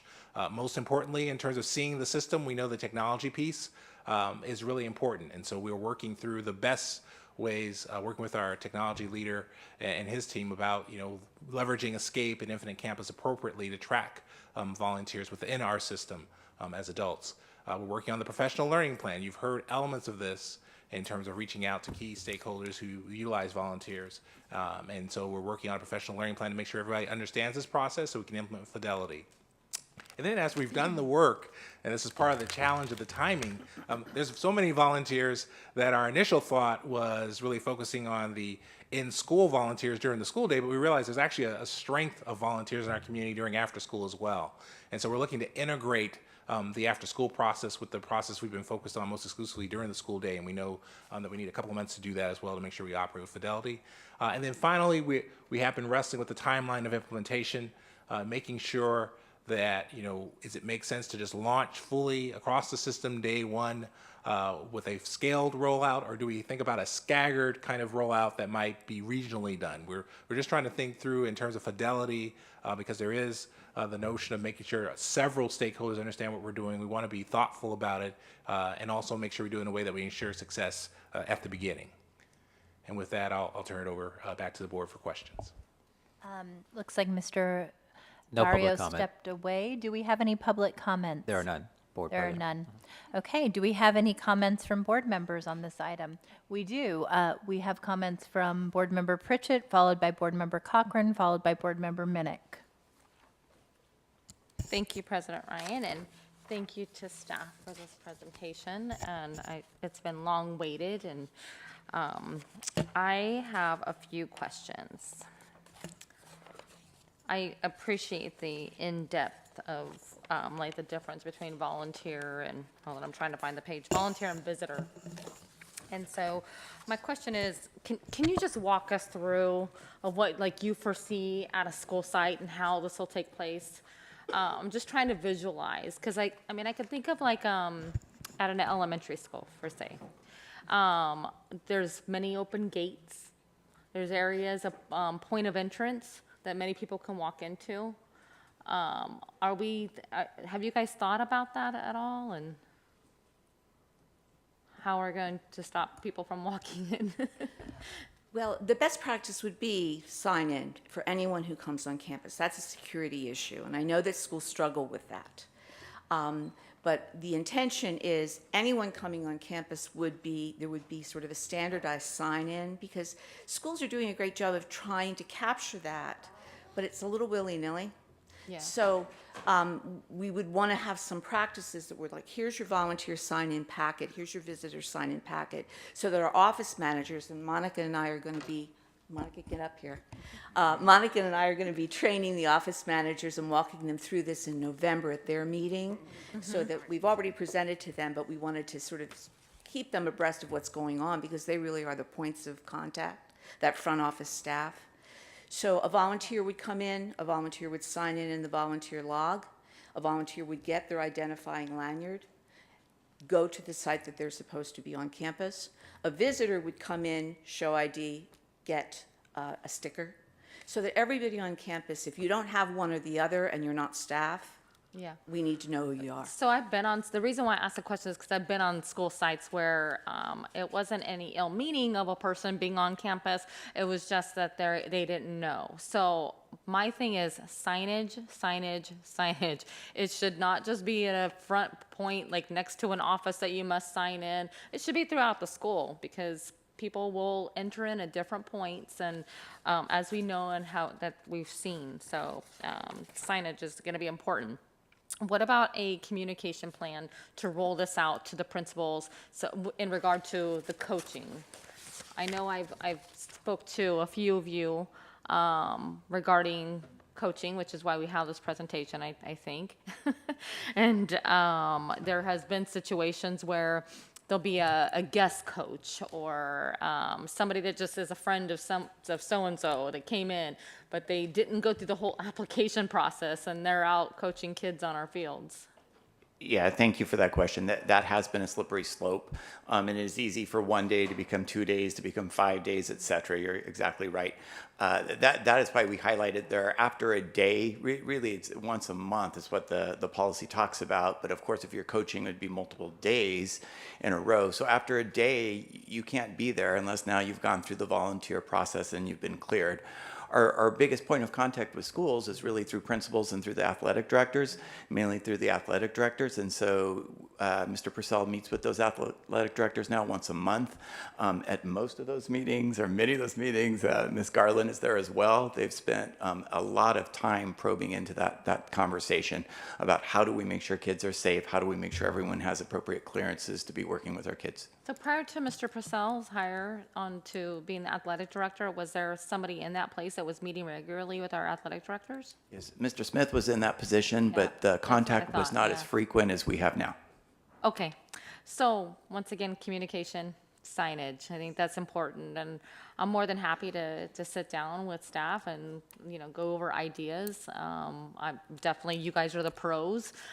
I just know things from being out in the community, so thank you for your presentation. Thank you. Appreciate your thoughts. Member Cochran? Thank you. Thank you. Is my mic on? There we go. Thank you. This is a long time coming, very much appreciated. There are so many people in the community who want to volunteer, and it's been a little bit puzzling at times. So page 9, is this an internal document? Because I'm hoping that this is not a public document. Internal? Definitely internal. I mean, this is our way of making meaning internally about all the parts of the volunteer experience, but definitely this would not have any kind of public facing. Okay, so just, Mr. Harris, just walk me through briefly. I want to volunteer. I come on campus. I can get my prints. But do I have a piece of information of the steps that I definitely need to take? If I come in, will I be handed something and told this is what you have to do? Hi, my name is Monica Garland, and good evening. I'm a little bit nervous. I don't typically speak at these things, but yes. So when a volunteer comes on campus, the first point of contact should be the office. That's where they should be going to sign in. They should receive a volunteer application, which is a full packet of information for them and for the site. Emergency contact for the person that's there, what they would like to do, what they're comfortable with, emergency information, the pertinent address for that person that's there, all the information that we need to help facilitate the volunteer process. Okay, that's great. I appreciate that. Is there an age requirement if someone's under 18 and does have a shortened school day or can volunteer? Is that possible? So if you are under 18, I guess that's a twofold. If you're a student of ours, I would think that we would need to get like parent permission.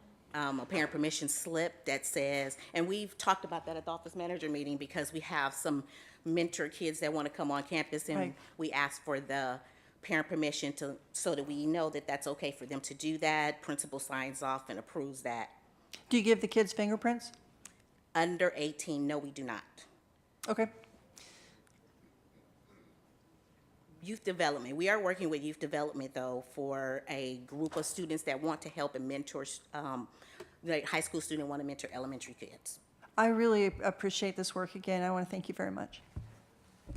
I just want to say I really appreciate you addressing this. I remember my experience when my kids were in elementary school. As a chair of the site council, we talked a lot about, what if people want to just help out, but they can't afford the fingerprints, and we couldn't afford the fingerprints for them. Much of what I see laid out under the visitor description is already happening on school sites, but to have it very clear for them is I really appreciate, because I think there's a lot of folks that just want to go on a field trip, but they don't necessarily need to go through the process to be able to be left, transport kids and all these other things. And so laying it out that, you still can participate in your kids' education in these kind of other ways. My only question then, I guess, is it references in visitors things about like attending a school event and stuff. I want to clarify that this does not include school events that are open to the public. So like, we have, parents who are coming to, football games, basketball games, all those kind of things. Sometimes those things happen within the school day or like at the tail end or like a sixth period or something. How is that addressed in terms of like, and I don't even know how it's addressed now if someone comes on to campus, if it's something within the course of the school day as a visitor. For things like that, the Harvest Festival, those big events, it would be a little unwieldy to try to have everybody sticker in. But, you know, those are under constant supervision of staff. We're talking about when we kind of go to the visitor, the parent that might want to come into the classroom a few times, the parent who might want to have lunch with their student. So that, you know, those distinctions, we'll have to hone down. I recognize this isn't perfect. And as we're putting together more specific information for our procedures for our volunteers and visitors so that they know where they fall, we'll include those as well. No, I appreciate that. And I really, and I know this is not the correct time to be talking about spending more money, but I do appreciate anything we do in terms of supporting parents in the cost of the fingerprinting. And I noticed on the slide that Elk Grove and a few others are paying for everything. And I'd be curious into maybe looking into whether there are other funding opportunities to pay for that in terms of parent engagement organizations. There's some, you know, national parent engagement kind of organizations. I don't know if they have grants. I can kind of search around too and see. But it would be amazing if we could provide that to all our families instead of you know, having to limit it to the dollar amount that we have. Are there any other questions from the board? All right, well, thank you very much. Which moves us on, let's see, where are we? 9.5, Suicide Prevention Board Policy. Coming forward is Victoria Flores. This slide. Good evening, Vice President Minnick, Superintendent Aguilar, and members of the board. My name is Victoria Flores, and I serve as the Director of Student Support and Health Services. And here with me tonight is Jacqueline Rodriguez, who's a coordinator too, also in the same department. And we are here tonight to talk with you about a revision to the Suicide Prevention Board Policy. So, as you may be aware, suicide is the second leading cause of death for our young people ages 10 to 24. And in Sacramento County alone, over 20% of our high school students report seriously considering suicide, which is much higher than our national average. And we know that knowing the warning signs for suicide and how to get help can really help save lives. And so our staff that are out there in our schools serving on the front line really, you know, are able to notice those warning signs and know how to refer our students for help. So that leads us to the passage of AB 2246 that requires all districts to adopt a policy on student suicide prevention that specifically addresses the needs of also high-risk groups. So our department convened a task force. We met about 7 times in the spring and summer of 2017. And this task force was really pretty comprehensive. We had district and school site staff. We had community-based agencies like our mental health partners, agencies that serve our LGBTQ youth and our homeless, our youth experiencing homelessness, Legal Services of California, law enforcement, parents, students. We were a very inclusive group. And this group of individuals worked on the California Department of Education model policy, which was really inclusive of current research and best practices in suicide prevention. It's extremely comprehensive. And we literally went line by line and made sure it fit the needs of Sacramento City Unified School District.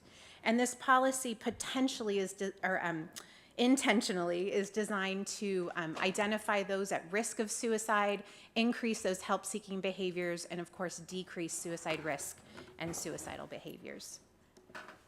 This policy aligns with our district LCAP goals of safe, emotionally healthy, and engaged students, as well as family and community engagement. The board policy says that the district will establish and maintain a suicide awareness and prevention training and education for district and school staff, students in 7th through 12th grade, and parents and caregivers. And this policy does include our current district procedures for suicide risk assessment, intervention, and postvention.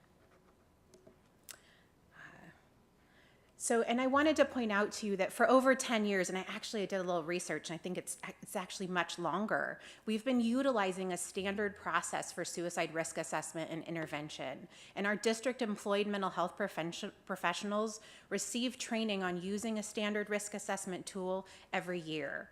And for the past 4 years, we've been providing suicide prevention training to staff, parents, community members, SROs that you heard tonight, and students using youth mental health first aid, which is a comprehensive evidence-based curriculum. It's 8 hours, so it's pretty intensive. And then we've also recently added on an evidence-based curriculum called Question, Persuade, and Respond. And Jacqueline's actually one of those trained presenters. It's a 1-hour training, so much more doable for people very focused on suicide prevention. I'm really proud to say that we are the recipients of another SAMHSA grant that will allow us to go ahead and be able to cover the cost of training our staff and our parents. We also receive funding from Kaiser, our local community benefits. Oh, she was in the room. I think she went home. And SCUSD. So we're going to be able to cover some of these costs that will be to the district. So our next steps, we're going to continue what we do and what we've been doing really well for a while, continuing to train our district employed mental health professionals, implementing our risk assessment procedures with our school sites, and then continuing to work with human resources and the academic office on what our training implementation plan will be to really broaden these awareness efforts and bring this really critical education to our students and our staff. So we respectfully ask for you to adopt the revised suicide prevention board policy on our next meeting. This is just the first reading, and we'd be happy to address any questions. Thank you. Board Member Minnick and Board Member Cochran, do you have comments, or is that from the last item? Then I had to change Okay. seats. Do we have any public comment on this item? No? No public comment. Do we have any board member comment? Looks like we don't. This was heard in policy committee, so obviously we had a rich conversation there. I do want to thank you, Ms. Flores, for all of your hard work. I appreciate the grant funding you consistently bring in to try and deliver high-quality services for our students. I don't think we should be relying on that grant funding. I think that these are exactly the types of programs and supports that we should be creating those guardrails around. And I do just want to thank you. You personally, I think, are one of the hardest working staff members. We're so lucky to have you in the district, and I am looking forward to having this policy come back at the next board meeting.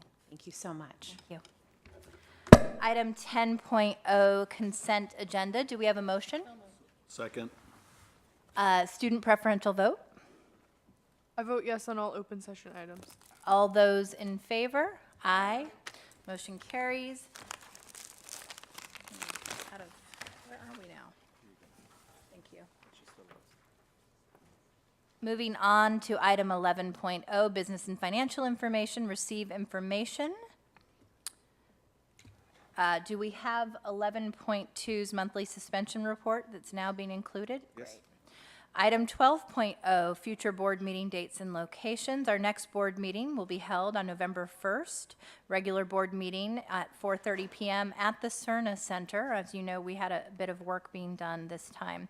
Item 13.0, adjournment. Before we adjourn, I want to thank Rosemont and everyone who made tonight possible. I know it's not easy to move a board meeting to a school site, but I hope that we'll make this a more regular practice. I think this is a wonderful opportunity for us to get out on campuses and hopefully engage some new individuals in our board meetings. With that, I'll entertain a motion.